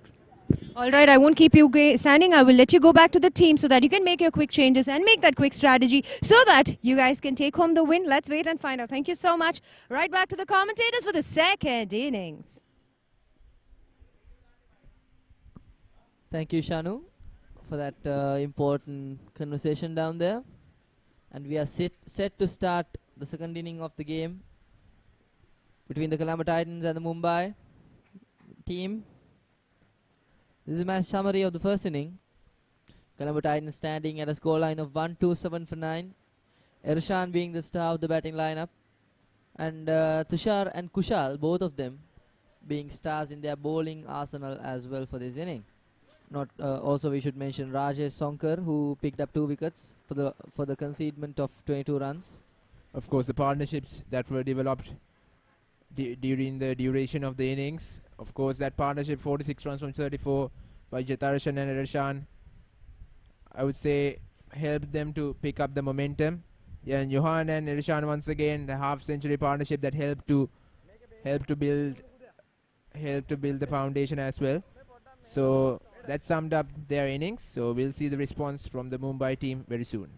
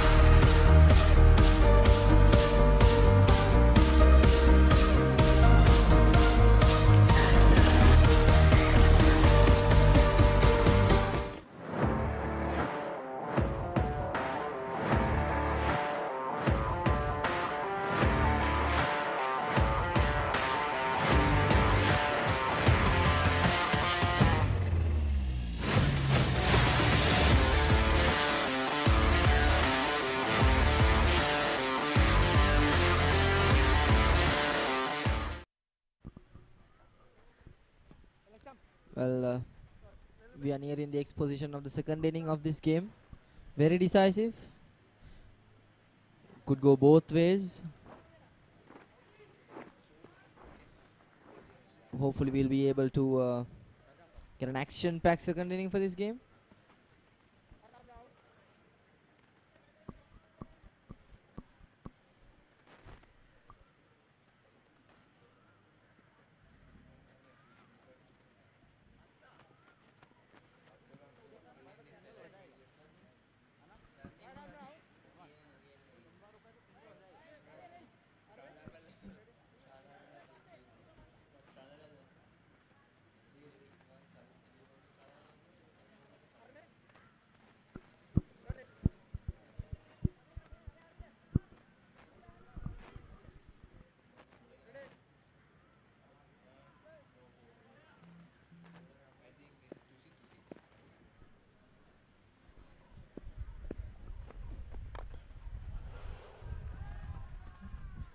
Takes the aerial route straight away. The Mumbai batsman Tusit has been dispatched to the boundary in the first ball itself. Yeah, what a start for them. This is the start that they were looking forward to. Wasn't actually afraid to come down the track to the fast bowler and loft him over the heads of the extra cover. Well, Tusit, he's actually a decent fast bowler for the Colombo Titans. He's got the ability to bowl some of those deliveries with the extra bounce, but of course this time, with the decision of the batsman to come down the track, the length that he bowled to was much more comfortable for the batsman to loft it over the top. And also, Minidu, ever since he got absolutely dispatched to the boundary in the first match itself by Shubhendu, he has started to bowl around the wicket. And knowing that it is his best approach on attacking the batsman. Farviz, the keeper has come close to the stumps. That's India. That is gone. Oh, that was close. That will raise away for a boundary. The second ball, not looking very good. The Colombo Titans.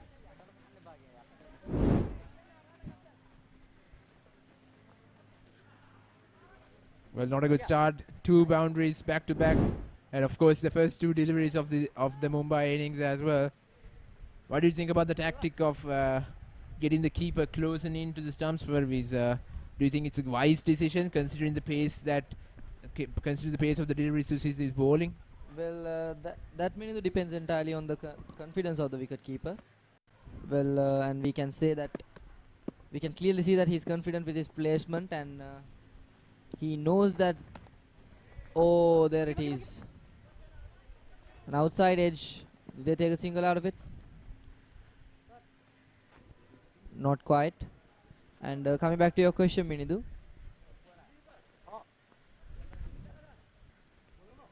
I think it is an okay decision to do that, because the wicketkeeper can give some mental pressure to the batsman if he stands close by, but the counter can be costlier. Once again, a straightforward delivery by Tusit. Ballers in, ballers in, ballers in.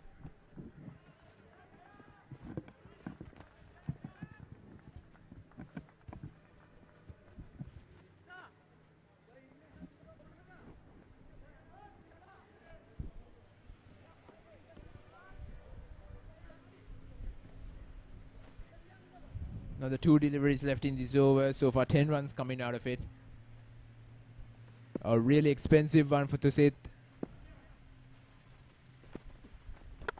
A full delivery, and of course this time it's another boundary. This is not the start that he was looking forward to. Of course, the boundaries are flowing from the first over itself. It's Arman, the man who was able to get 49 runs in the game against Karachi Lawyers, which was the first game for Mumbai in this tournament. And Jairaj, 2 batters who were actually dominant in the power play of that game, as I remember watching it and of course of commentating in that game as well. But to see this, of course you can clearly see the frustration that's on his face. Adjusting, he should actually adjust his line and length from now on. Try to take on the challenge and try to take the challenge to the batsmen themselves. Oh, this is high in the air. This could be an opportunity. That is gone. That is brilliant. That is taken. And that is the wicket. This has been a good tactic. He bowled a short delivery, knowing that he would try to go over leg side. Then that was actually bowled outside the off stump as well. But he had the leverage to go down the ground, and that's why they actually kept a long off in place. Absolute brilliant ball in there by Tusit. Of course, he was hammered. But this is good. That is brilliant. That is, of course, brilliant. Will you look at that for an effort from a fielder? Just magnificent. Now with this angle, we saw how it happened. You cannot. I think that for me, that would have been the catch of the tournament. That definitely should be. That has to be. But who knows if you would see in these coming games as well. But you Probably, can't. So far, it's been crowned. We saw another wonderful catch from. If I'm not mistaken, that was it Minindu? What was the team that wrapped up the inning with a brilliant catch? Well, it's Delhi Giants, I would say, that did brilliantly in the previous game before this game.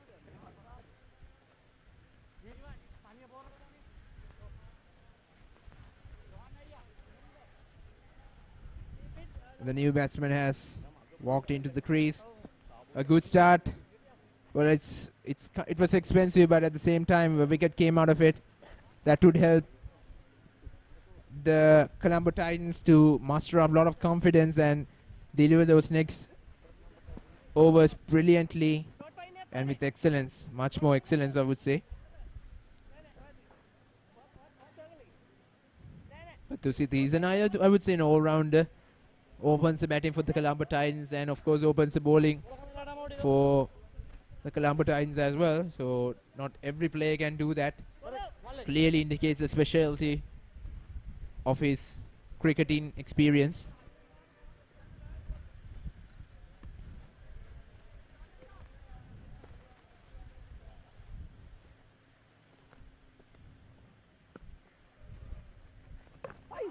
Oh, that missed the stumps.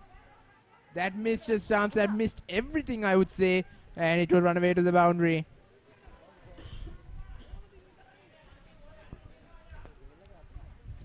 That's a bye, of course. There was no inside edge whatsoever. But it had missed the leg stump by inches. Just inches, I would say. For Johan, a good off-spin delivery. Again, like I said, every delivery is coming a little bit low.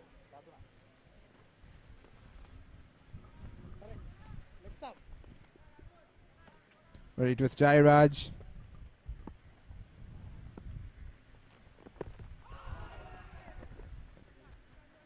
A quick darter on the onside.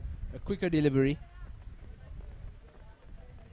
Jairaj attempting for that loft on the leg side.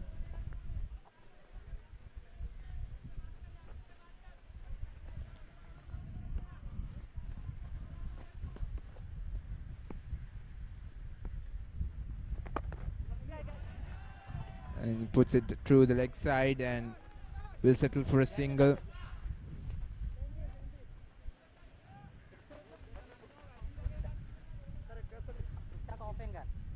So Neeraj, the new batsman in. Arman, pretty unfortunate for him to go out in that fashion, but he was absolutely dismissed by a brilliance of a catch. One-handed stunner, I would say. Goes to the back foot and plays it well, but no single will be taken. So a good comeback there by Johan after that 4 runs. That completely missed the stumps, went on through the final leg region. Comes to the front foot. That's a chance. Oh, completely. There was a bit of a fumble there. Could have been a real chance. A direct hit would have sent the batsman packing home, for sure. I mean, those kind of opportunities, the ball should be held on to at once, and the throws should be much more accurate. Oh, that's another misfield, so another single will be taken. The ball will turn around at different types of fields when the shots are being played. So that's the end of the over. 2 overs gone, a decent over by Horn there. It's 20 for 1 Mumbai.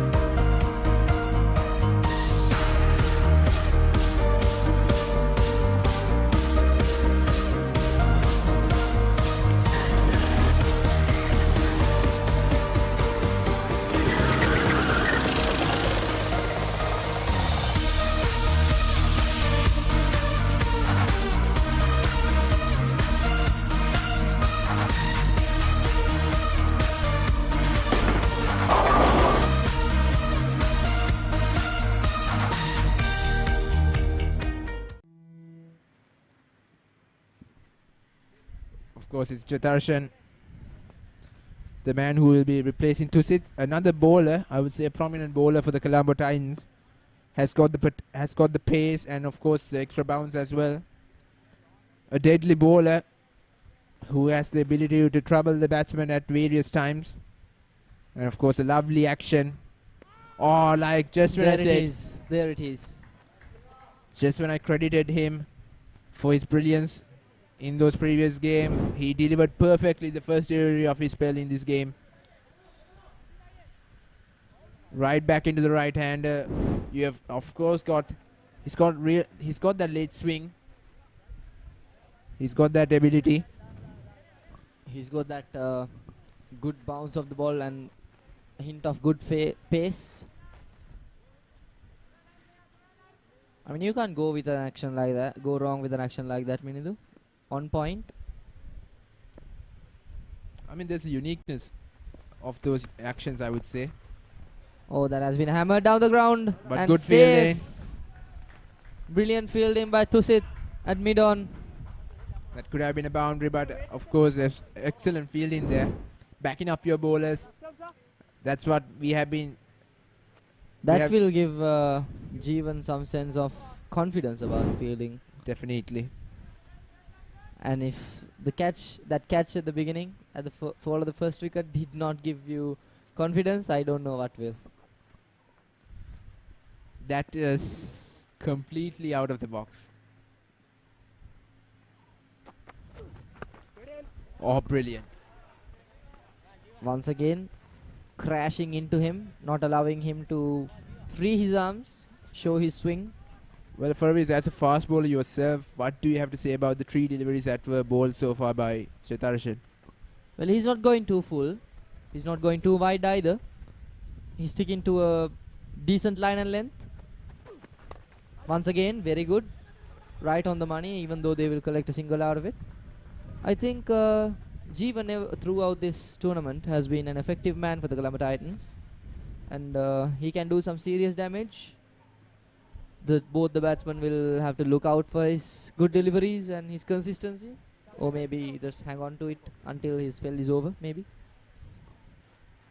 Well, that's going to be a while, I would say. I'm pretty sure because of the economical overs that he's going to bowl, he's going to be utilized much more often. That means I mean, they'll try to use him inside the power play itself. Tries to carve it away on the offside, good fielding. Definitely good backing up your fielding. ball is a brilliant example of that. This game so far has been excellent when it comes to fielding display. Good work at points. Never easy fielding at points because the ball can turn it right in front of you because of the slicey movement of the cut shot.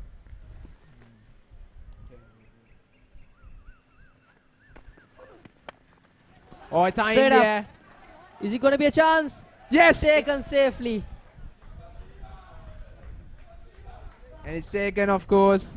Jeevan, as we just said, sticking to his consistency, grabbing the first wicket of himself.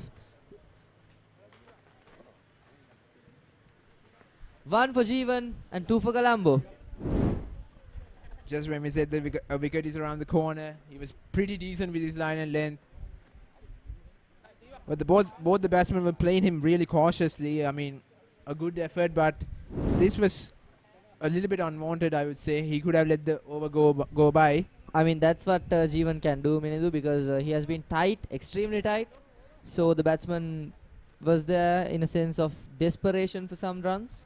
So he tried to take that aerial route, tried to make advantage of the power play. But luckily for Jeevan, he doesn't miss it.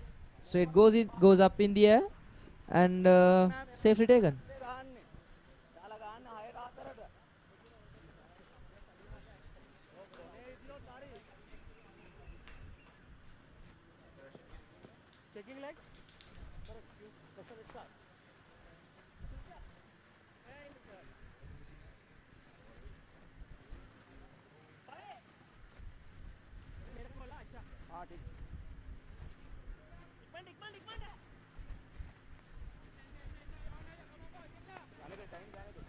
Neeraj is still in the crease and Johan is continuing his spell from the other end. Oh, this one, a brilliant shot. And I think it has gone all the way. Yes, it has. That was a textbook shot by Neeraj Athaule. A brilliant one for his. I mean, look at that shot. Yeah, absolute class of a shot. Milled it perfectly. It's not always easy to go out from the offside and hit those kind of maximums. Tries to go for a single. Right intent. But there's a fielder at short third man to secure that that shot. Once again a good delivery, keeping it tight, adjusting his length instead of going too full like on the first ball, which was dispatched all the way to the maximum.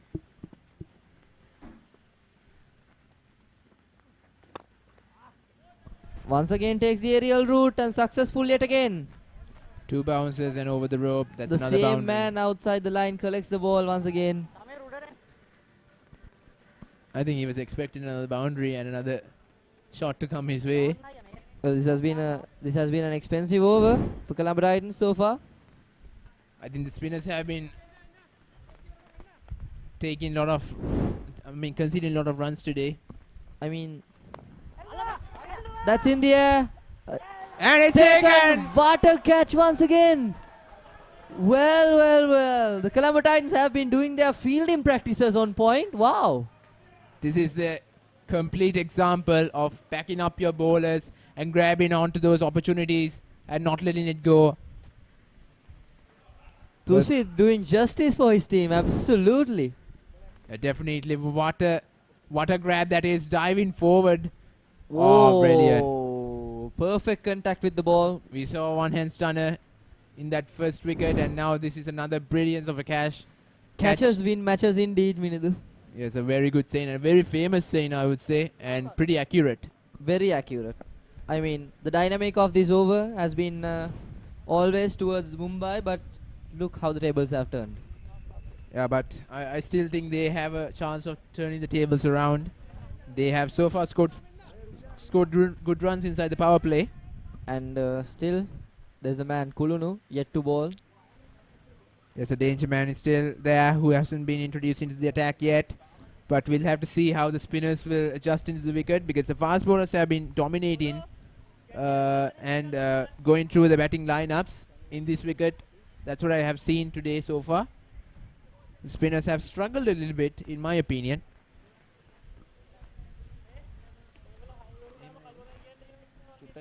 Yeah. And as long as you stick to your disciplined bowling, as long as you don't make any vital mistakes, whether you're a fast bowler or a spinner, I think you will be rewarded. Of course, Johan has taken up a wicket. It's going to be, I think, the final delivery of the over.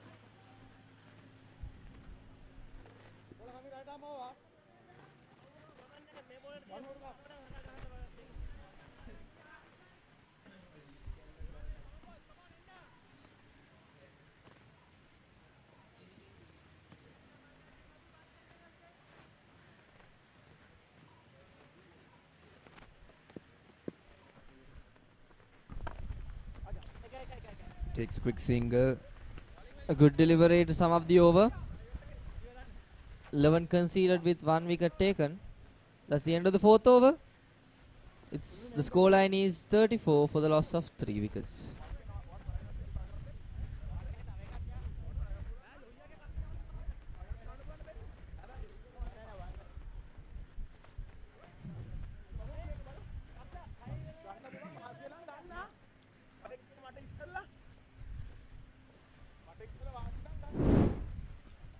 Of course, these are the 3 wickets that fell down for the Mumbai side. Of course, what a catch that was. Falling back, but a brilliant catch. He actually was not even making any contact with the boundary line. That is superb. And this was high in the air, and extra cover was coming under it. Another brilliant of a catch, but the fielding has been on point. So they'll have to continue that until... Oh, and this is a brilliant catch by Tusit himself, diving forward.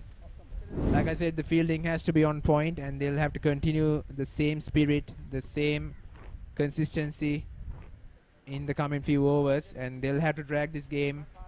It's not a big total that they have posted, but they have to drag this game until the very last delivery. Or if they can finish off very quickly, then they'll have to do so. 2 relatively batsmen in the middle. Maintaining that tight line and length. Chitarashan has been absolutely brilliant for his, a bowler that you'd like to use inside the power play with confidence, I would say. A fast bowler with confidence you can use inside the power play, even when you have only 2 fielders outside the 30-yard circle. Would you have used him if you were the captain? Absolutely, I would. Because the reliability on that bowler has been immense. You can give the ball to him at any stage of the game, I would say. Once again, there you have the answer for your question, Minidu. Brilliant, absolutely brilliant. Always good to see a consistent fast bowler. He's letting his deliveries do the talking.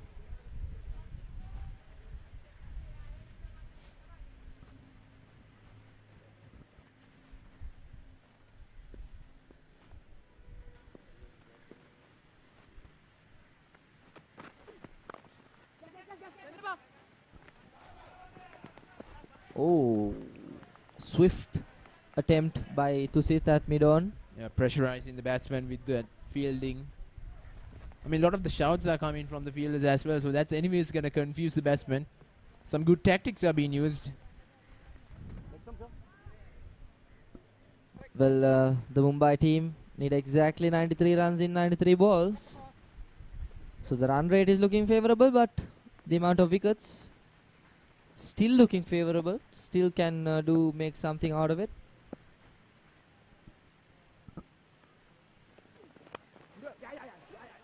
Check drive on the offside, but there's protection. Just a single. Well, it's going to be tight for these, just 93 runs from 93 balls. I'm pretty sure both sides would want to get rid of the tense moment from here onwards and try to be much more comfortable in the death overs, but it's not going to go anywhere. It's not going to go like that every time. Once again, a brilliant fielding effort. Oh, missed the stumps by inches. It's a big mix-up. There was a big mix-up inside in the middle, but two batsmen. Of course, brilliant fielding.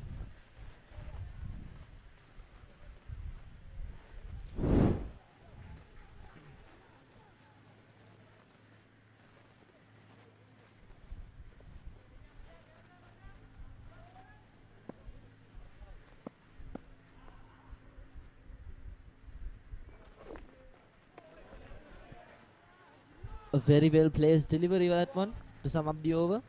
That's the end of the fifth. Mumbai are 37 for the loss of 3.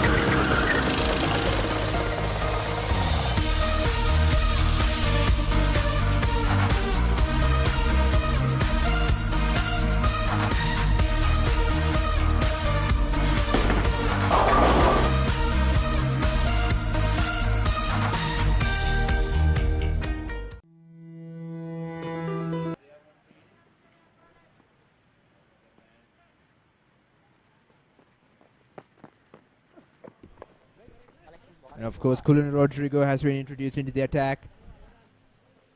A bowler that was used pretty much every time when the captain wanted wickets, I would say. Was pretty efficient in that first game against the Giants. 3 for 9 runs his bowling figures were after the conclusion of the 4 overs he bowled.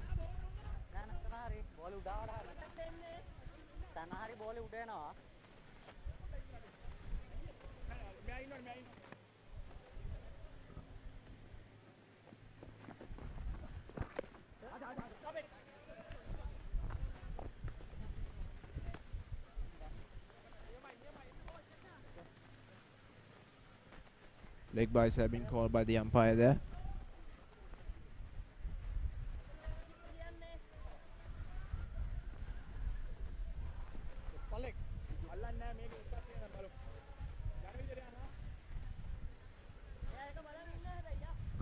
Kulunu, the man, maintaining his tight line and length.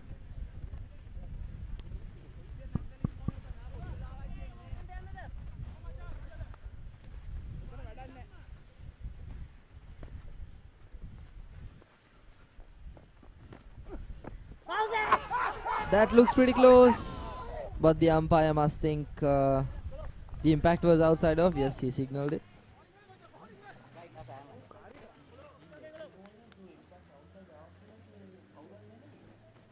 Oh yeah, but he left the ball on that occasion, but we'll see. Controversial decision maybe.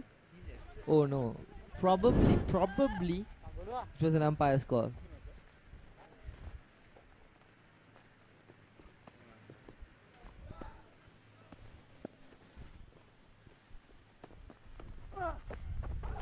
Oh, that's brilliant. Tossing it up, inviting the batsman for that slog with protection in the deep, hoping for that miss hit. Right intention by Kulunu, but the batsman misses it completely on that occasion. That would be the end of the 6th over. Mumbai are 38 for the loss of 3. Of course, this 1 run coming out of it, Furries has to be applauded. And that's also the end of the power play. Who would you think came out on top? Well, considering the fact that Mumbai couldn't quite capitalize on the run rate there at the power play with the loss of 3 wickets, I would say currently, with the death overs approaching and more of a safer field being eligible to be placed, Colombo, I guess, did do a good job there with brilliant fielding efforts in the outfield. And with that spirit, they will go on to place a safer field. And To sit back with the ball.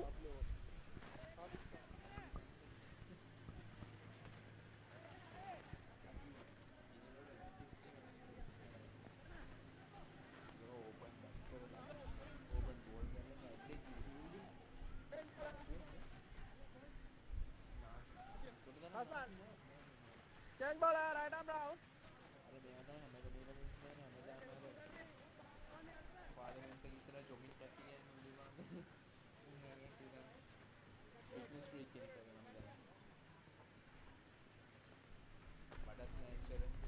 Even contact ke क्या रखी है?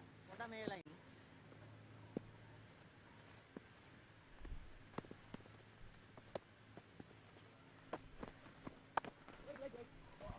Oh, brilliant by to sit there once again. Well, of course, this man has, I'm pretty sure, has taken glucose or something, because this is pretty good energy that he's putting into saving these boundaries. Look at that save. Yeah, brilliant. Wow. He was actually putting his body on the line to stop that ball from going down the ground. That is the spirit. That is Yes, the spirit. definitely have to stop every run possible. And this time it's going to be a single. Well, even singles themselves can guide the Mumbai team towards their victory as for the standing. But Tusit has the right intention.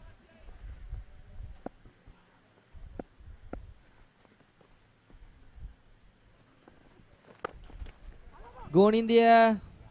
Protection in the sweeper covers. But he can't get there. It's gone all the way for a boundary on that occasion. Well, of course, that's I would say a poor delivery. He was bowling so well, just maintaining his length. Just this time, just a little bit too off. Good reach by the batsman. Yeah, definitely.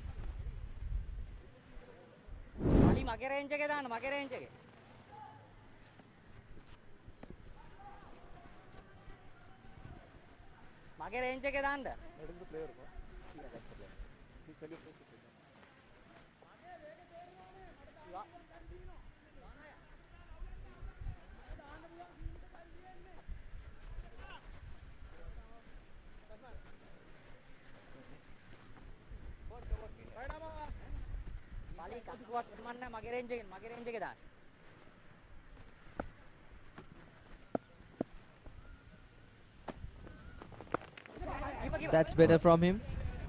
Well, actually, the keeper was saying that to bowl to his length, to bowl to his line, actually. And that is exactly what he did. The keeper is actually another fielding position where he could see everything that's going on. So if he's actually asking you to do something, then you have to trust him and trust his vision that he has. Could have stopped a single there, but good effort. We'll take a single.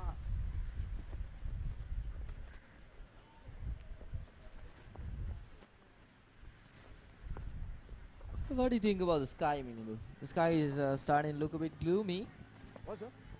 Well, I can't say it's looking dreamy, but yeah, of course, some gloomy clouds are hovering around the Colts ground at the moment. The sunlight has been completely blocked.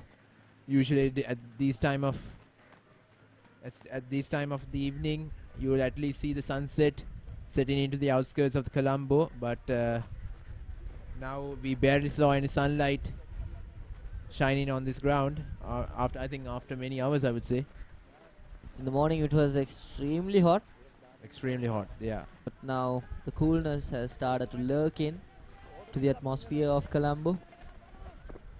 The humidity is slowly dropping, and I think the players also are enjoying that, I would say, because otherwise it's kind of hard to judge those catches and all that. And of course, the innings so far by Mumbai, Arman Shaikh, 14 runs from just 6 deliveries. He actually scored those 14 runs in the first over itself, but unfortunately had to go because of a screamer of a catch at long off.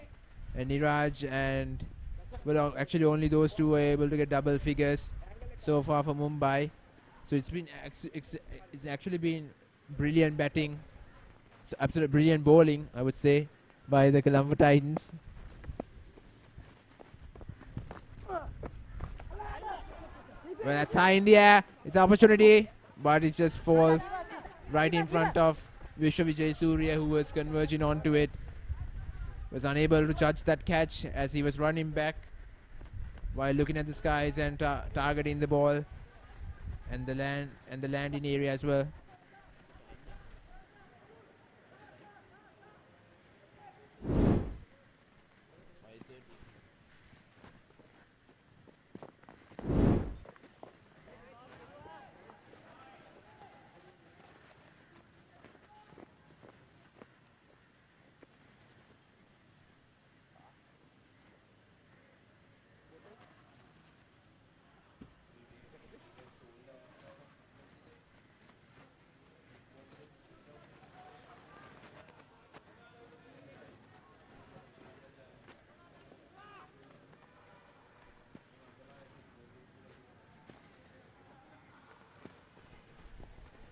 Cullen Rodrigo.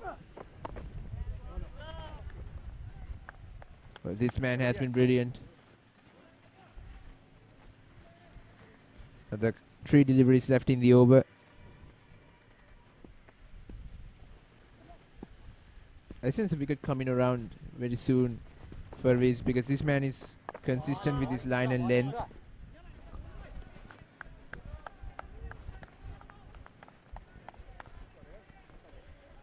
Well, the more consistent you are, wider the chances of getting a wicket.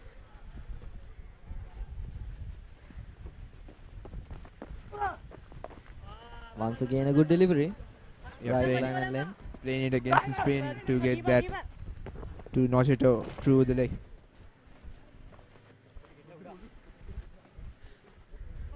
Well, Through that the leg ball side. hit the hill on the turf, and an unexpected nip up from the ball.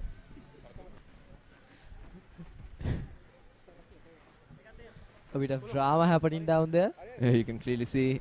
Of course, hit the serve. Oh.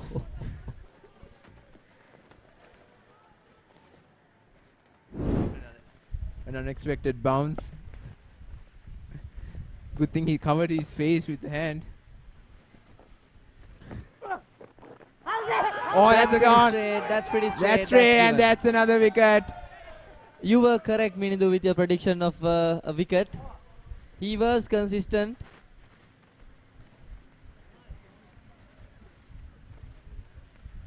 Of course, it's Madhusudan who has to.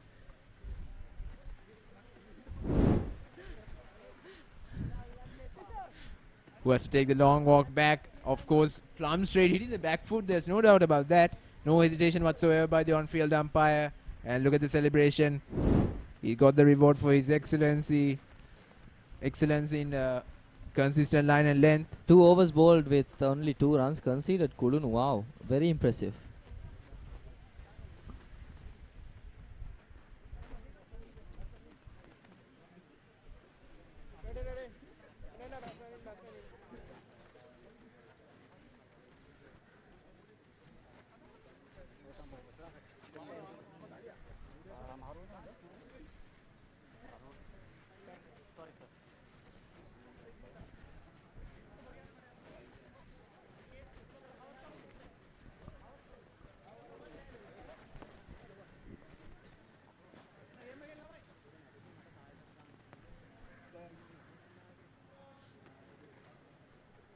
Hi, Macha. How are you? How are you?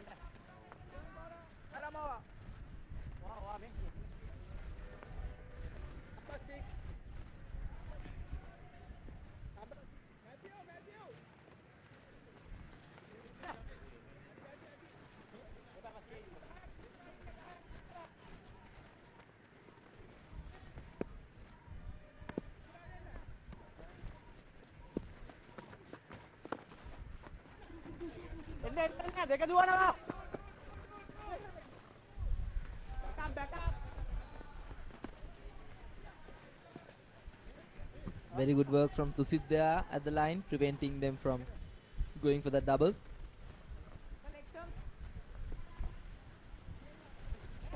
Well, 80 runs needed from just 72 deliveries. Getting tight. But of course, it's the Colombo Titans who are on top at the moment. The new batsman in Rajesh was brilliant with the ball. Can he be brilliant with the bat?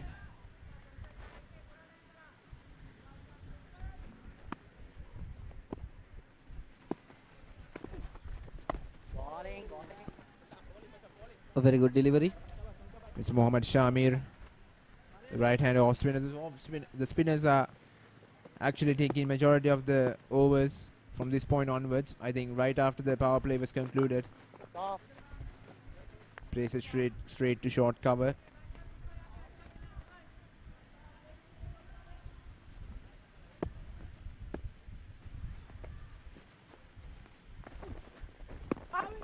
That's a shout, but missing leg, I would say. He was running around the leg side for sure.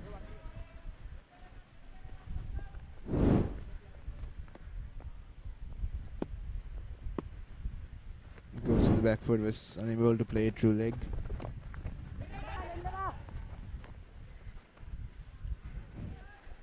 Cheeky attempt to stop the ball with his elbow.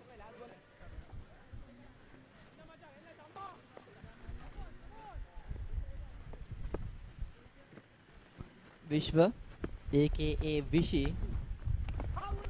Oh, another very good delivery. Rather straighter than the other ones. So that's the end of the over. A quick bowled, I would say. 9 overs gone, it's 49 for 4.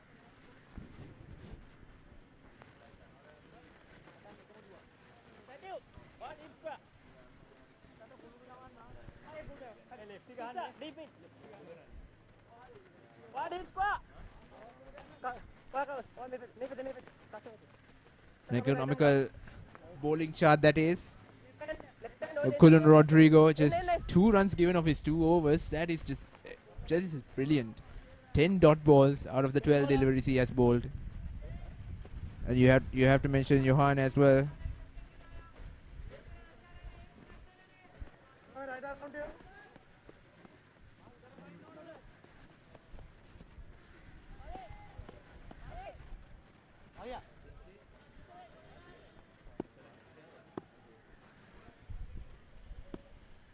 .78 runs needed from 66 deliveries. Back foot defense.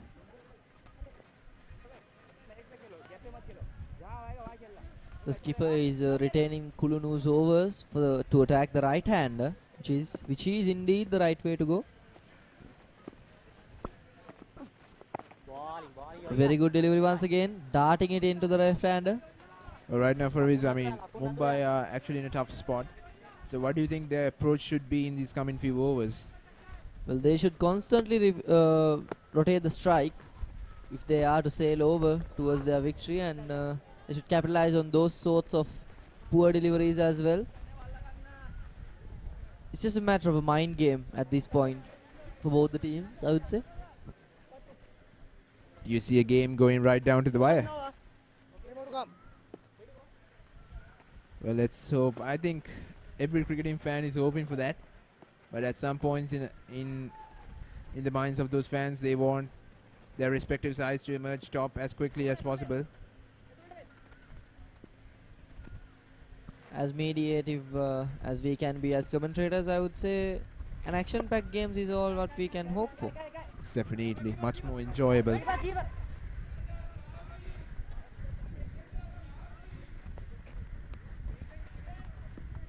Good fielding at the deep, preventing them from taking that double.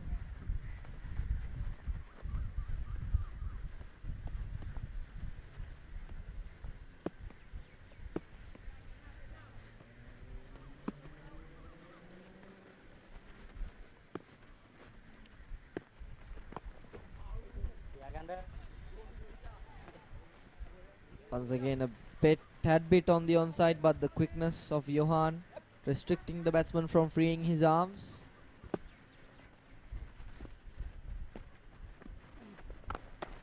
Oh, brilliantly hit. This time I think it will go all the way, and yes, it will. The shot that Mumbai was actually looking forward to, a short delivery by Johan. Not a good way to end off his spell. I mean, not his spell, end off his over, because just 2 runs came out of it and a bad delivery ruined that. So it's 10 overs gone. Mumbai are 58 for 4.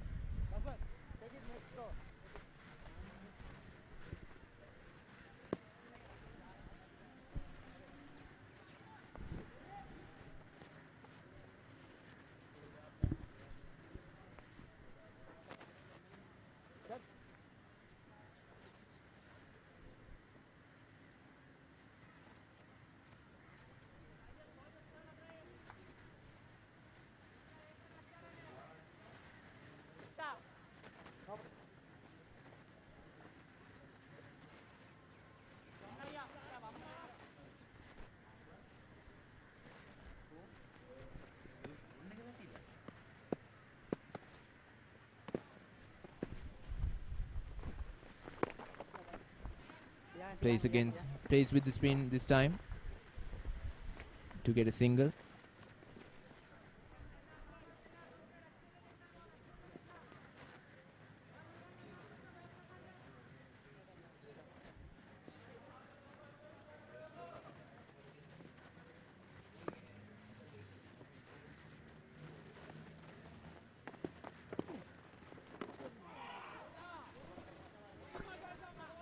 That was really good from Mohammed.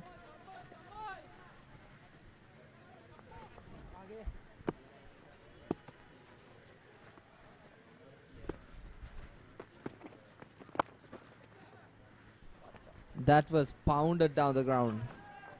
Absolutely powerful shot. He'll raise away for a boundary. All the fielders can just stay stationary and enjoy that beautiful view of the ball sailing away. Well, we have seen the ball getting pounded many times today.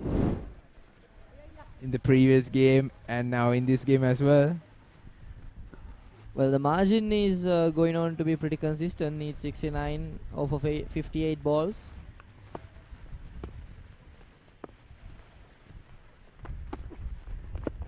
A small appeal, but once again, missing leg stump. That's what we could say from this angle.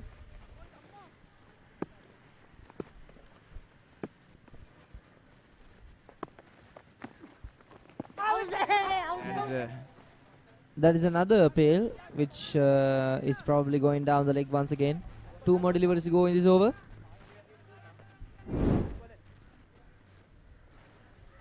Definitely going down the leg.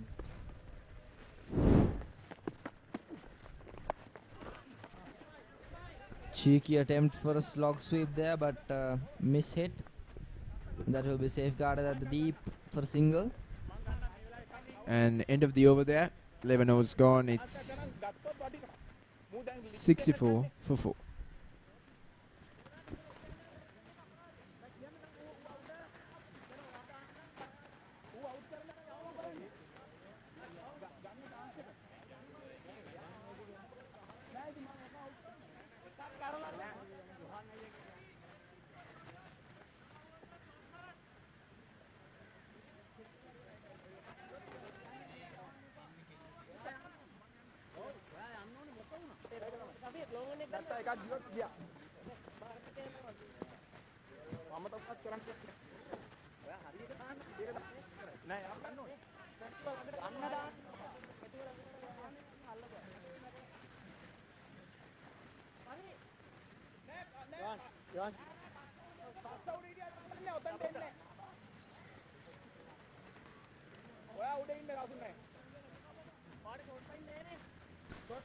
Kulunu has been given the ball once again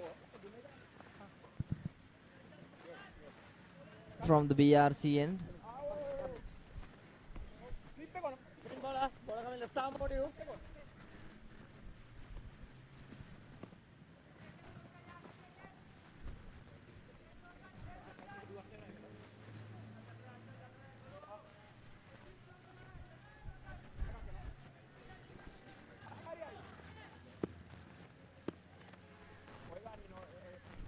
Kulunu warming himself up. Yeah, a couple of boundaries and maximums were scored, so the captain bringing him in at the right time. Rajesh is looking good. Oh, brilliant. Absolutely spot on by Kulunu. Just consistency is mind-blowing. I think this man has done spot bowling more than 100 times a day. At least 100 times a day.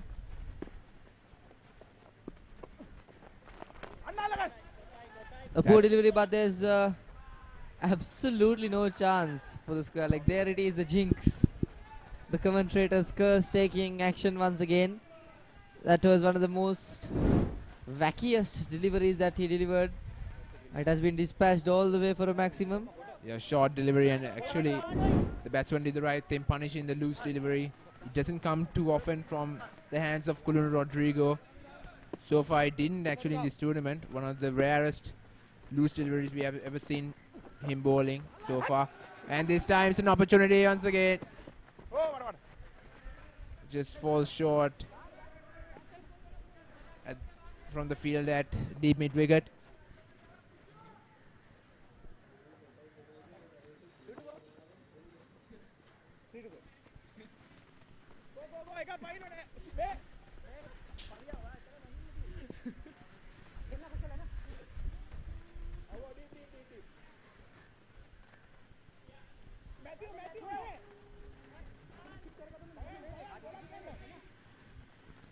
Adjusting his required field, Kulunu Rodrigo.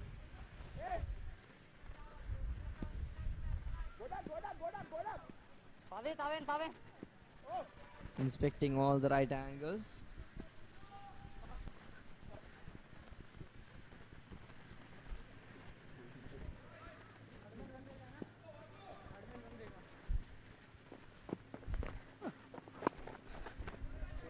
A decent delivery by Kulunu, but it was a bit too much on the onside, so the batsman does the right thing to rotate the strike on that occasion. As for the standings, Mumbai need 57 more runs in 51 balls. Not a hard target to chase, but 3 quick fire wickets might turn the tables around for the Colombo Titans.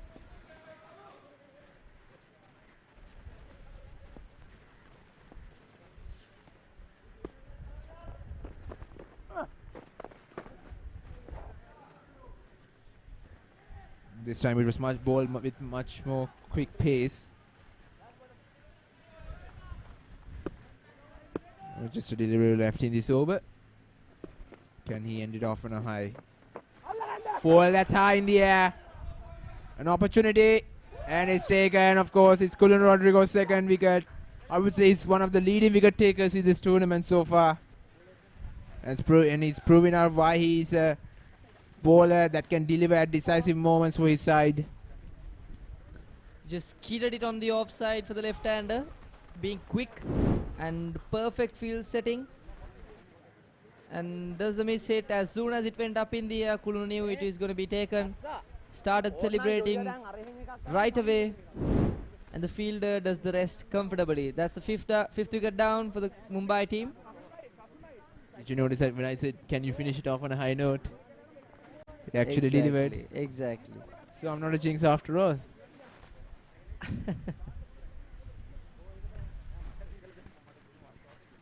Twelve overs gone, 72 for 5. And Mumbai just lost their 5th wicket. The new batsman is coming in.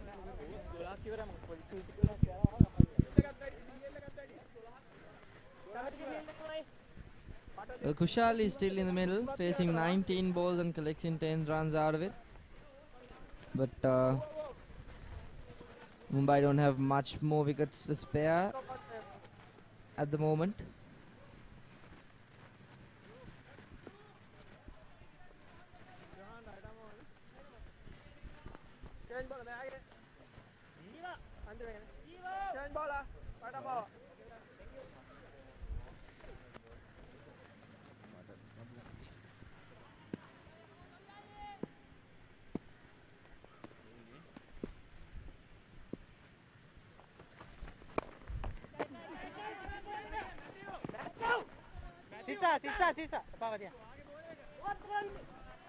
for the batsman. No ball stop taken run.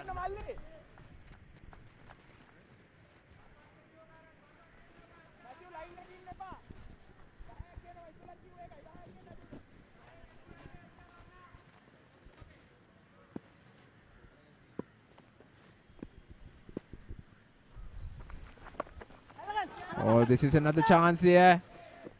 Two, of course. That's in the gap. No communication whatsoever, but I don't think they were able to cover the sufficient ground they should cover in order to grab onto it. So Kushal gets a boundary here. So for the last few overs, boundaries and maximums were coming on pretty often.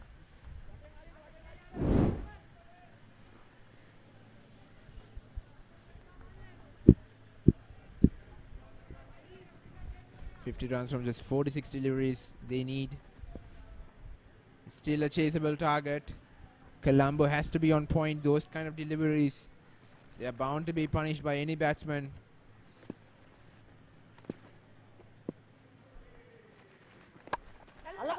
This is a chance. Will it be taken? Just falls short. Do you think a diving effort would have turned things around at that moment? Well, the diving effort could have gone both ways. If he missed that, could have rolled under his body all the way for a boundary. So safer the better. The last thing you need is a boundary. And this time, this is hammered, I think. And of course, it's gone for the maximum. And Kushal is in absolute form.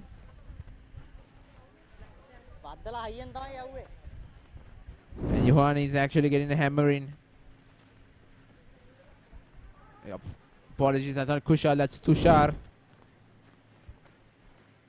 Once again, the two star bowlers from the previous inning pairing up together. Tushar and Kushal. Well, can they turn things around just as they did it with the ball?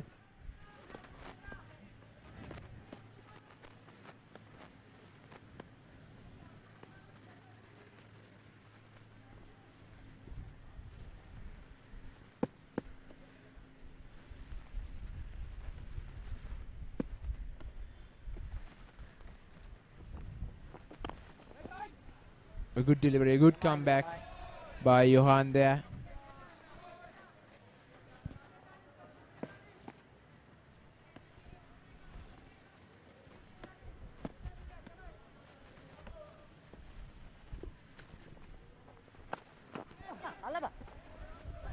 Just didn't middle it properly, but they're trying to come back for two, but plenty of shouts confuse the batsmen who are in the middle. They'll stick to the single. So that's the end of the over by Johan. An expensive one, I would say. So 13 overs gone. Mumbai are 86 for 5.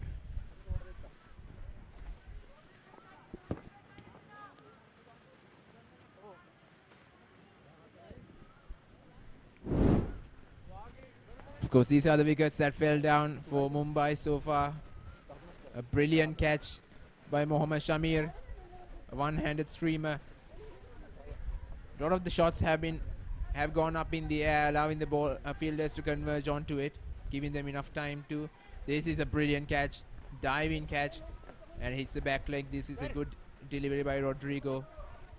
And of course, the final catch so far in this innings.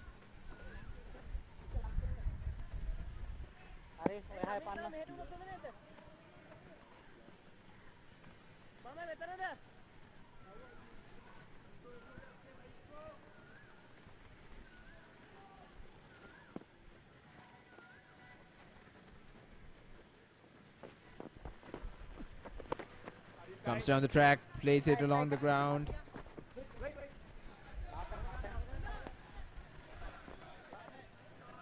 A single will be taken. So the game is getting much tighter and tighter for Ravi. 42 from 40. Apologies now with that single. 41 from 41. It's never easy. You have to hold your nerve. That's how you're going to get over the line. Tossed it up. And inside edge. Will it guide itself to the boundary? And they'll settle for just 2 runs. So Kulunu is bowling his last over of his spell. So would you think it's a mistake made by the captain?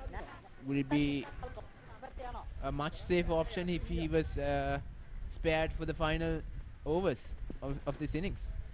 Well, could have gone both ways. Kulunu is in good rhythm right now, so taking a break might break his rhythm. So the captain is going for the approach of letting him take the current over, restricting the Mumbai team from scoring any more runs. But we never know. One thing I have seen from these two batters that's a shout. One thing I've seen from these two batters who are in the middle, they are trying to play some strokes against Kulunu, who is bowling his final over, so they are not going to try to concede any dot balls. They'll try to take the game on to him. And this is a full toss. No way that's going to be taken. It sails over the head of wide on there. And goes for another maximum. So Kulunu Rodrigo is messing up his lines in this final over of his spell. A spell that he has been doing so well, but once again, can he finish it off on a high note?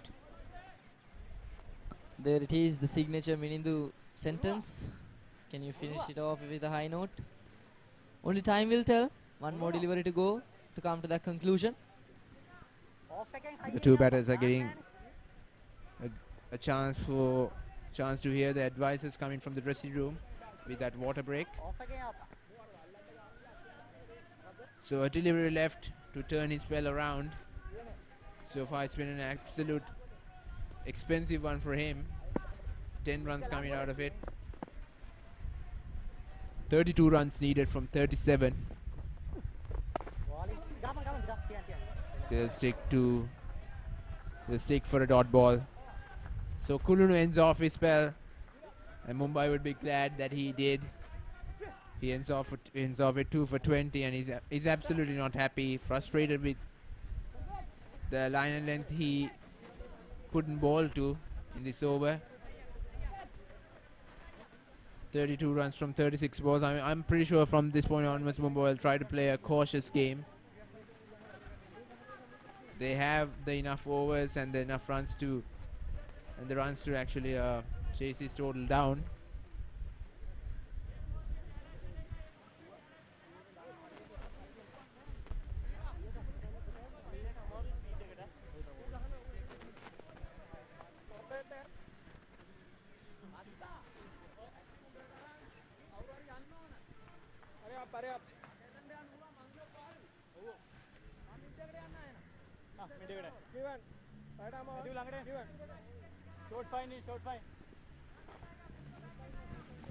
Jitarshan will be brought back into the bowling attack.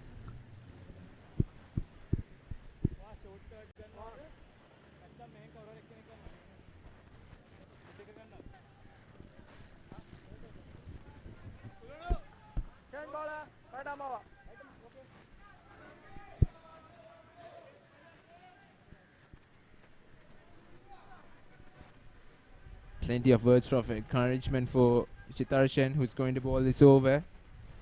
I'm pretty sure he's going to need that since the last few overs have been expensive for Colombo Titans. They have to remind themselves that the target that they had set is not the most biggest, and of course one of the most chaseable targets.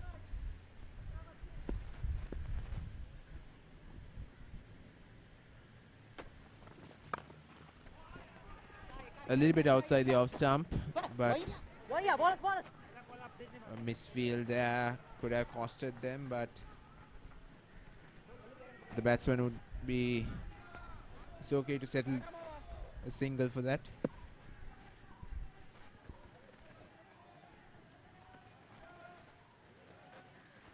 Of course, the Duckworth-Lewis score 92 runs. Mumbai was in at this point. So they are... sorry, apologies, that was Colombo. Oh, and well fielded there, backing up your bowlers. Once again, excellent fielding display down at the line. The DLS per score in the previous relay was 92. So Mumbai was 5 runs ahead of the DLS score. Will you look at that effort at the line? Brilliant stop. Brilliant. Those are the saves that you need at these kind of moments.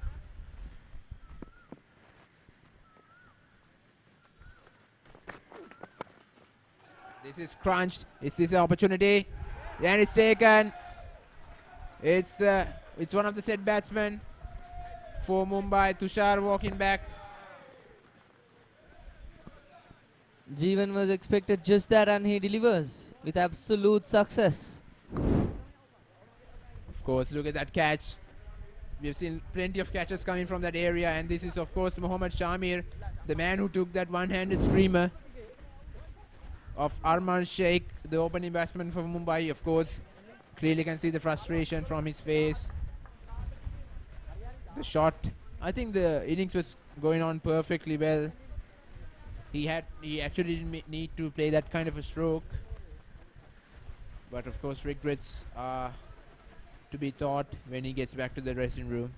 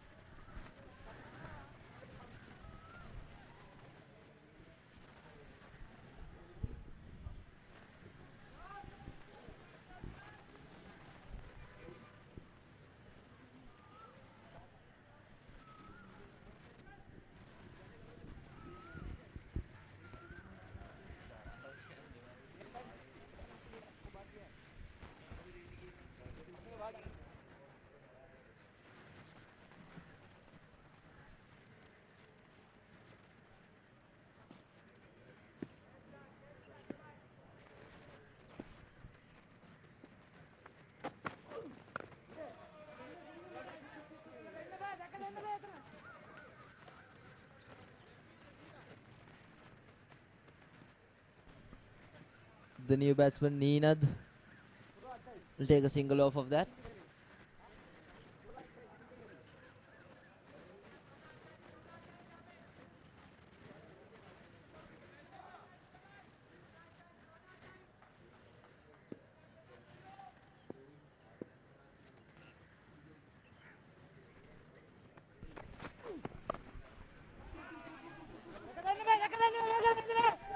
Attempting to go for a double. Could be pretty close. I think he came home.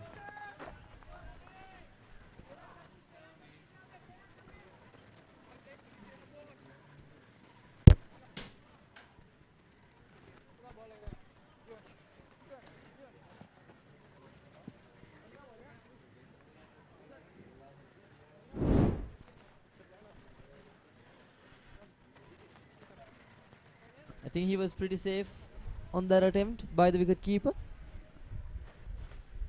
Of course, it's the same wicket keeper who had quick reflexes to get a dismissal in that first game against Giants, as you remember.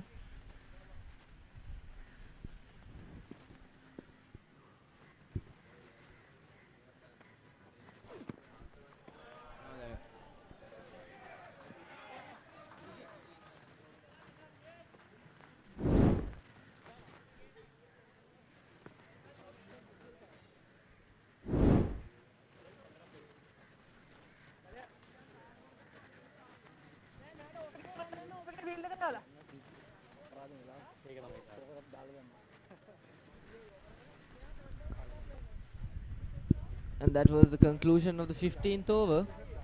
Mumbai are 102 for the loss of 6.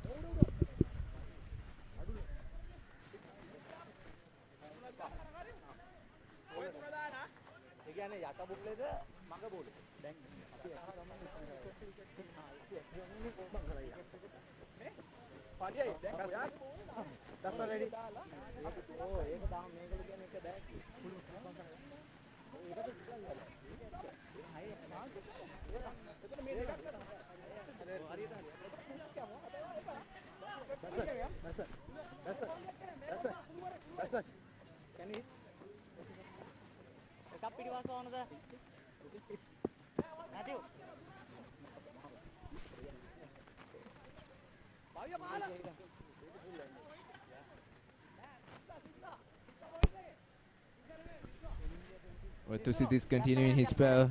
Bowling his last over, as I remember. He does have a wicket in his bag. 26 more runs needed of 30 deliveries with just 4 more wickets to spare. How will the game turn around? By the looks of it, Mumbai still have a good chance of taking this game and securing a win. If they played cautiously and timed those runs. Singles and twos still can save this game, I would say. If you lose another wicket, not really sure whether Colombo Titans are still back in the game, but of course they need a miracle, I would say, right now to help them to get a win. That's well played, and this time it will go over the top. Once again, timed well. And Mumbai are doing a brilliant job. These two are doing a brilliant job. Ninad, a maximum that was hit high and hard.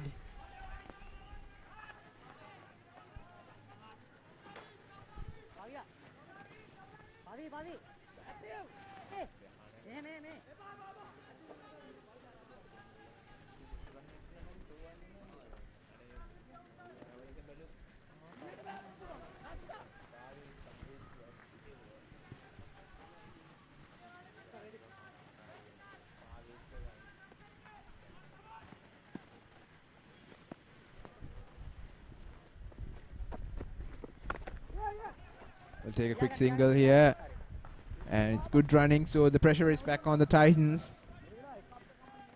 Not a good start to the over. As for now, the pressure entirely is on Tusit's shoulders. He needs to end this over with a wicket at least.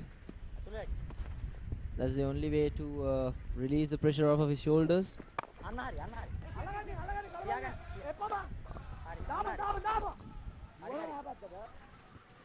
Well, of course, the fielders are feeling the pressure.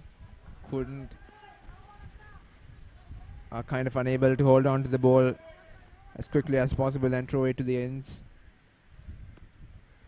By the time they do it, the batters will take the singles.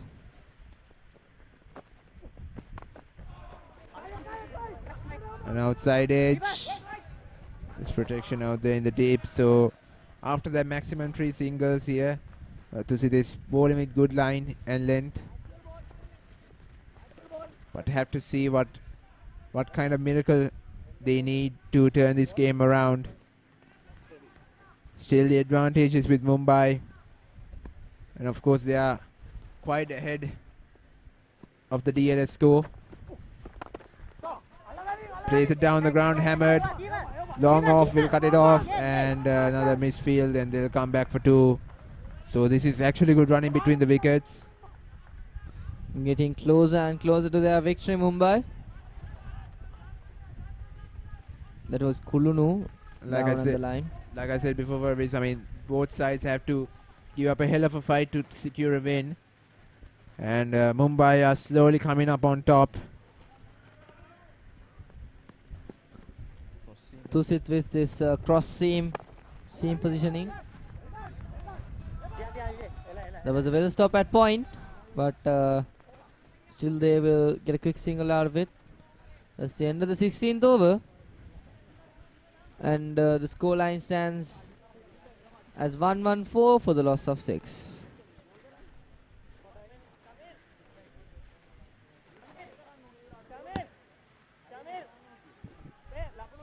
Of course, if you look at the points table right now, it's the Colombo Titans who have secured 4 points with just 2 wins, and they have played actually 2 games. With this, if they lose this, they are still with 4 points. The Delhi Giants have secured the 2nd spot, and they have got a good run rate on the board as well. They'll have to see with the Mumbai and Karachi. Mumbai, of course, being able to secure that 2nd spot. It will be a quite impossible task, but you never know how it's going to be.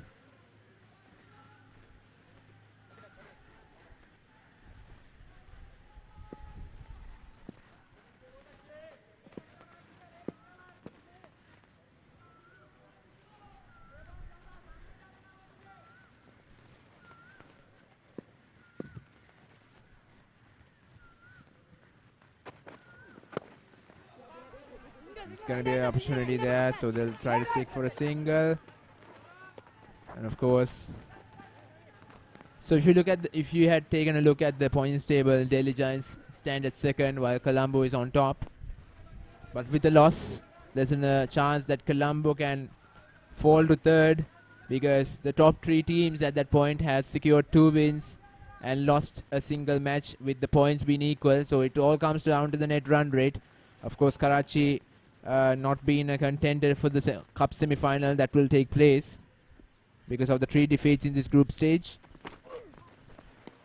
Oh, misses that completely there. So good bowling by Jatarshan. They are bringing him right when they want him to come into the attack.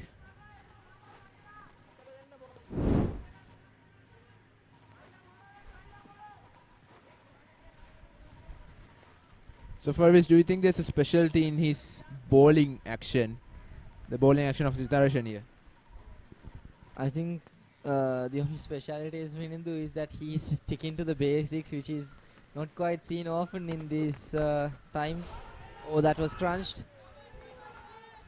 And the fielders on the line can do nothing but just look at the ball sail away towards the maximum over their heads. Needs 7 more runs in 21 deliveries. I think it looks like game over, Vinindu. Of course, it's going to be a tight.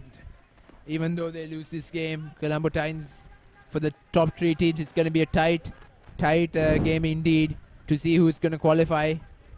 This is the points table of the Group B. Lahore Lawyers, they have already secured their semi-final spot. And of course, Kolkata Tigers, there's no competition. Rather than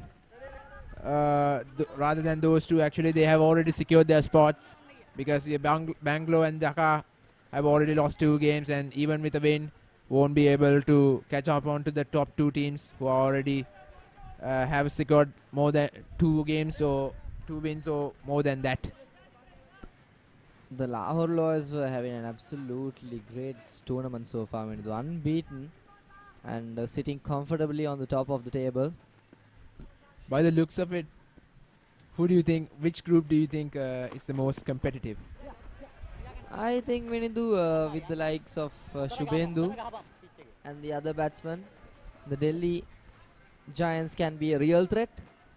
And on the other hand, the Lahore team also have an extremely prominent bowling time. You know, I commentated the match yesterday in the evening, and the bowling display was fabulous. And I think they are my favorite contenders in this tournament so far for the cup. And let the time take the decision. Right now, the competition for the semi-final spot in this Group A is getting intense. Like I said before, top 3 teams. 3 teams are with the same points in this group. Hammered down the ground, and of course will pick up a single, and they're going to come back for 2. Good run in between the wickets. The throw is not that accurate and not even close to the stumps. The keeper stumps there. And by the looks of it, it's going to be a defeat for the Titans after 2 consecutive wins. Mumbai have been able to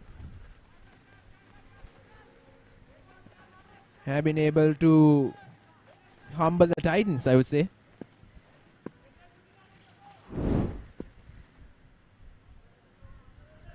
Now just a shot away actually from taking this game. So Mumbai needed that. They need this victory to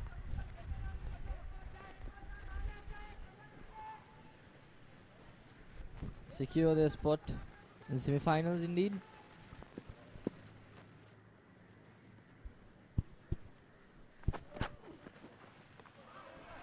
A good delivery to end the over off. 4 more runs needed in 18 deliveries. That would be the end of the 17th over. Mumbai 1-2-4 for the loss of 6.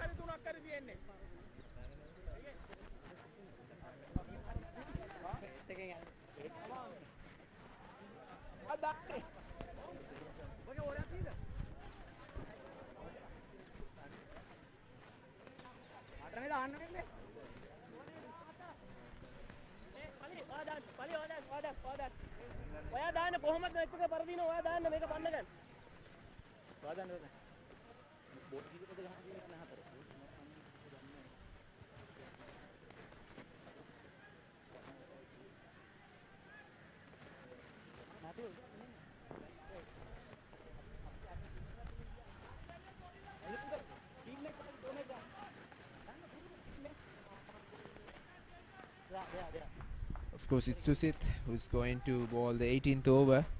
There's a high chance that Mumbai can finish the game off in this over itself. Just 4 runs required, just 1 shot away from victory. They needed that to stay alive and be contenders. One of the contenders that would be selected for the semis. Have to see how it's going to go.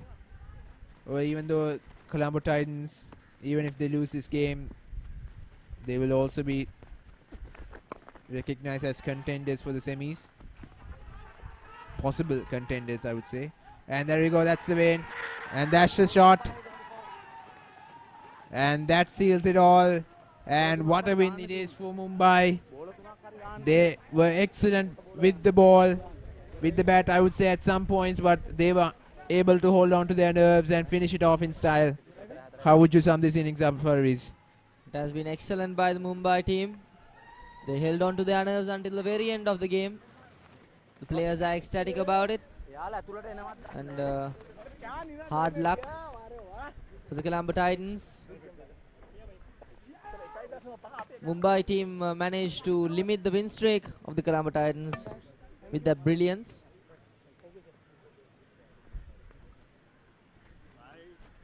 I mean, excellent fight put up by Colombo Titans to defend that total, but the Mumbai team do the least amount of mistakes and secure the win.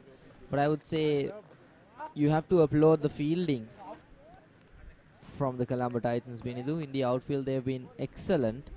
Little to no mistakes made throughout the inning, and that managed to let them carry on through the tournament so far.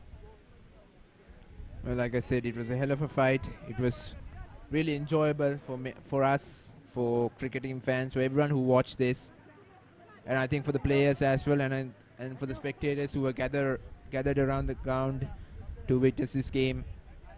And of course, you can see the bond between the players of the Mumbai side. They know that they can go a long way. They'll have to see whether they have qualified for the semis, and the Colombo Titans also. They'll be looking how the net run rate would come into play, and if they had secured a spot for the semi-finals as well.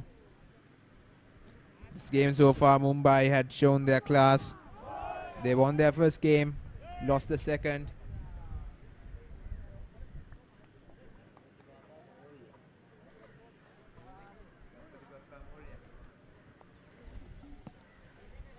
And of course, winning this third game, the final game of the group stage.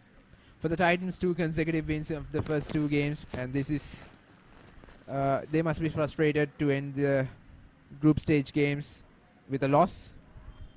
But that's, of course, how the game of cricket goes, and this is the scorecard for the Mumbai side. Plenty of contributors, I would say, for the compared with the Colombo Titans. There were only 3 contributors, but I think everyone got involved with the bat, even though it was kind of hard for them to tackle on the Colombo Titans bowlers. as they were bowling some decent line and then deliveries, and the fielding was at some points were absolutely fabulous.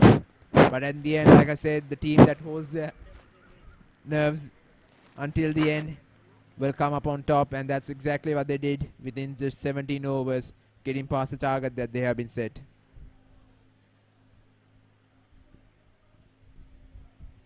There's nothing actually to look as a flaw in the bowling lineup, would you say, Farviz? I mean, Apart from Tusit, who was pretty expensive throughout his overs, others have been reasonably good with economies under 10. But the Mumbai team managed to grasp the win within 18 overs, 17 overs, and one delivery to be precise. I think the win was well deserved. yes, definitely.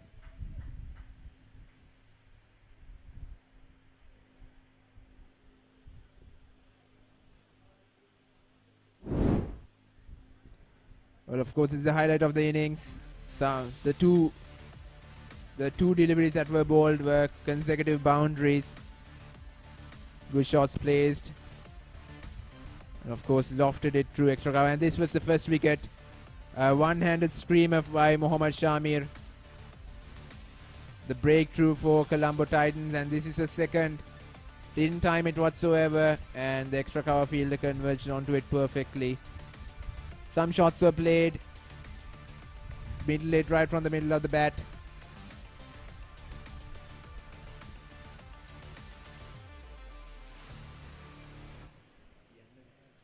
And of course, Cullen Rodrigo. He delivered when he was asked to. But then it was Rajesh who paid another cameo. Scored plenty of maximums, and this was his dismissal. Once again, Cullen Rodrigo. You can't keep that man out of the game. But it was Tushar and Kushal, the rhyme in words for Mumbai, who took the game on. I think that partnership changed a little bit, changed his game around a little bit. And this was his dismissal, Tushar's dismissal. Then it was, of course, Kushal who managed to end the game around and get a stylish win for the Mumbai side.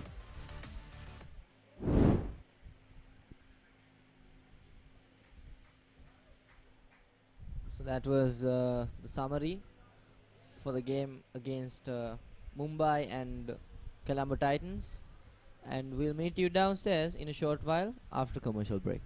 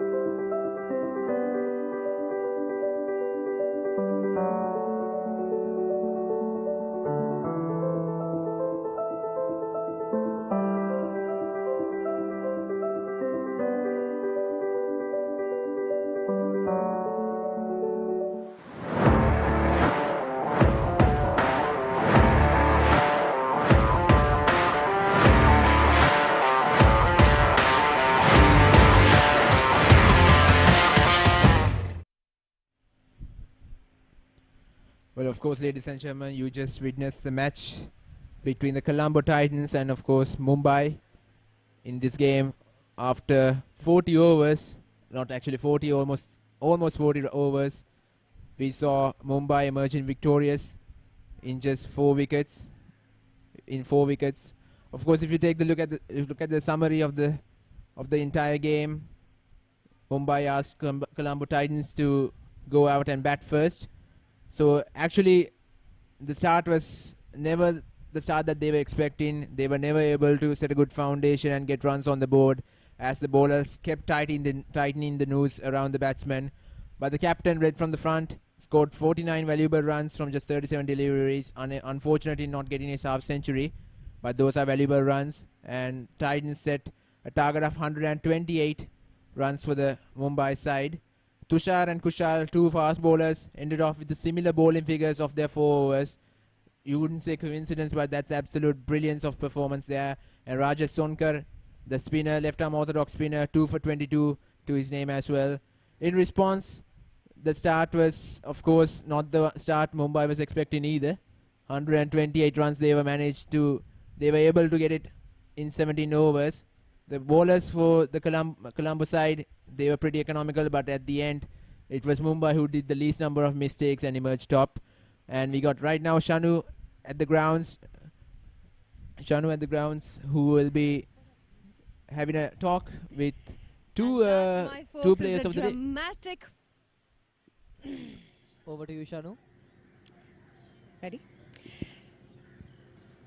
And that, my folks, is a dramatic finish to the finale of the league stages, the group stages. What was that match? What exciting turn of events. So currently on the points table, as we understand, Delhi stands at the top, followed by Mumbai or Bombay. Thirdly, Colombo, and then Karachi. So Delhi and Mumbai make it to the semi-finals with an exciting finish in a fantastic fashion. But here, most importantly, I'm joined by the captains here and an exciting team member, because these guys changed the game for Colombo towards the end. And what was that partnership? Captain, you closed the last ball in a beautiful fashion. Tell us what you think right now. What are your emotions? You all are into the semi-finals. It was an absolutely amazing match. I'm elated right now.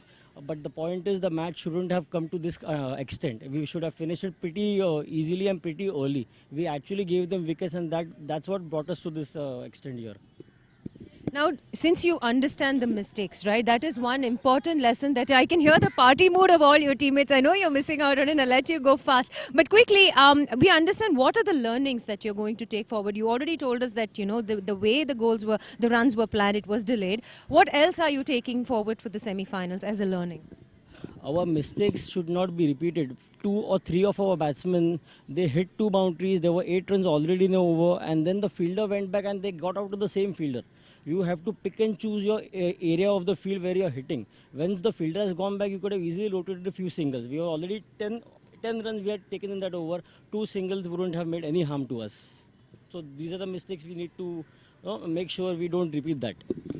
So another quick opinion from the captain. You think this pitch is ideal for batting first or bowling first? If you are to choose in the semi-finals, what would you choose?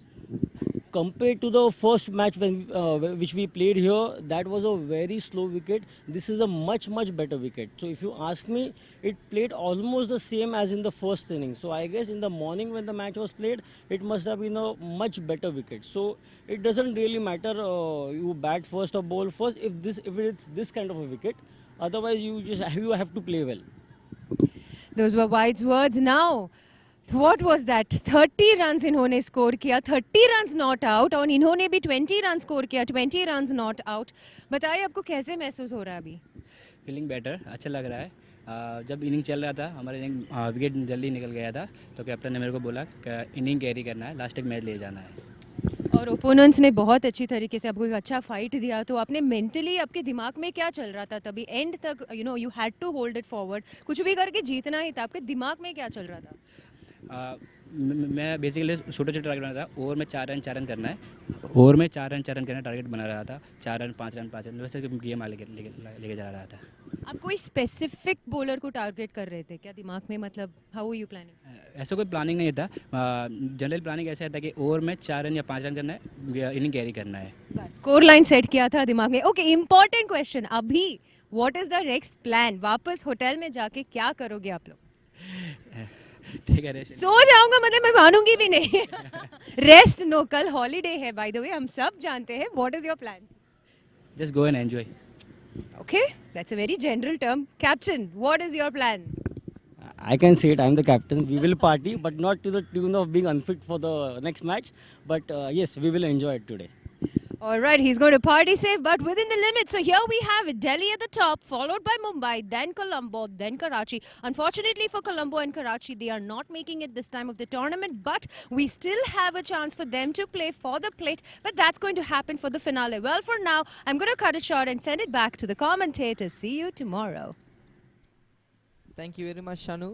Thank you very much, Shanu, for that lovely conversation with the two representatives from both the teams. And as they said, for the Mumbai team, absolutely it's going to be celebrations for them. Going to be a very eventful night. Meanwhile, Colombo will plan on taking on themselves towards the victory of the plate. So that sums up the day. It's definitely Farviz. I mean, just looking at the way how the things went on, the Delhi Giants and of course Delhi Giants and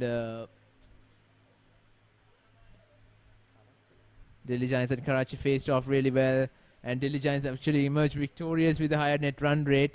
And if you actually saw Shanu talking about the points table, it's Delhi and Mumbai who were on the top. At one point it was Colombo who was actually on top, but right now they'll have to fight for the plate alongside Karachi from this group, and of course with another two teams from Group B as well.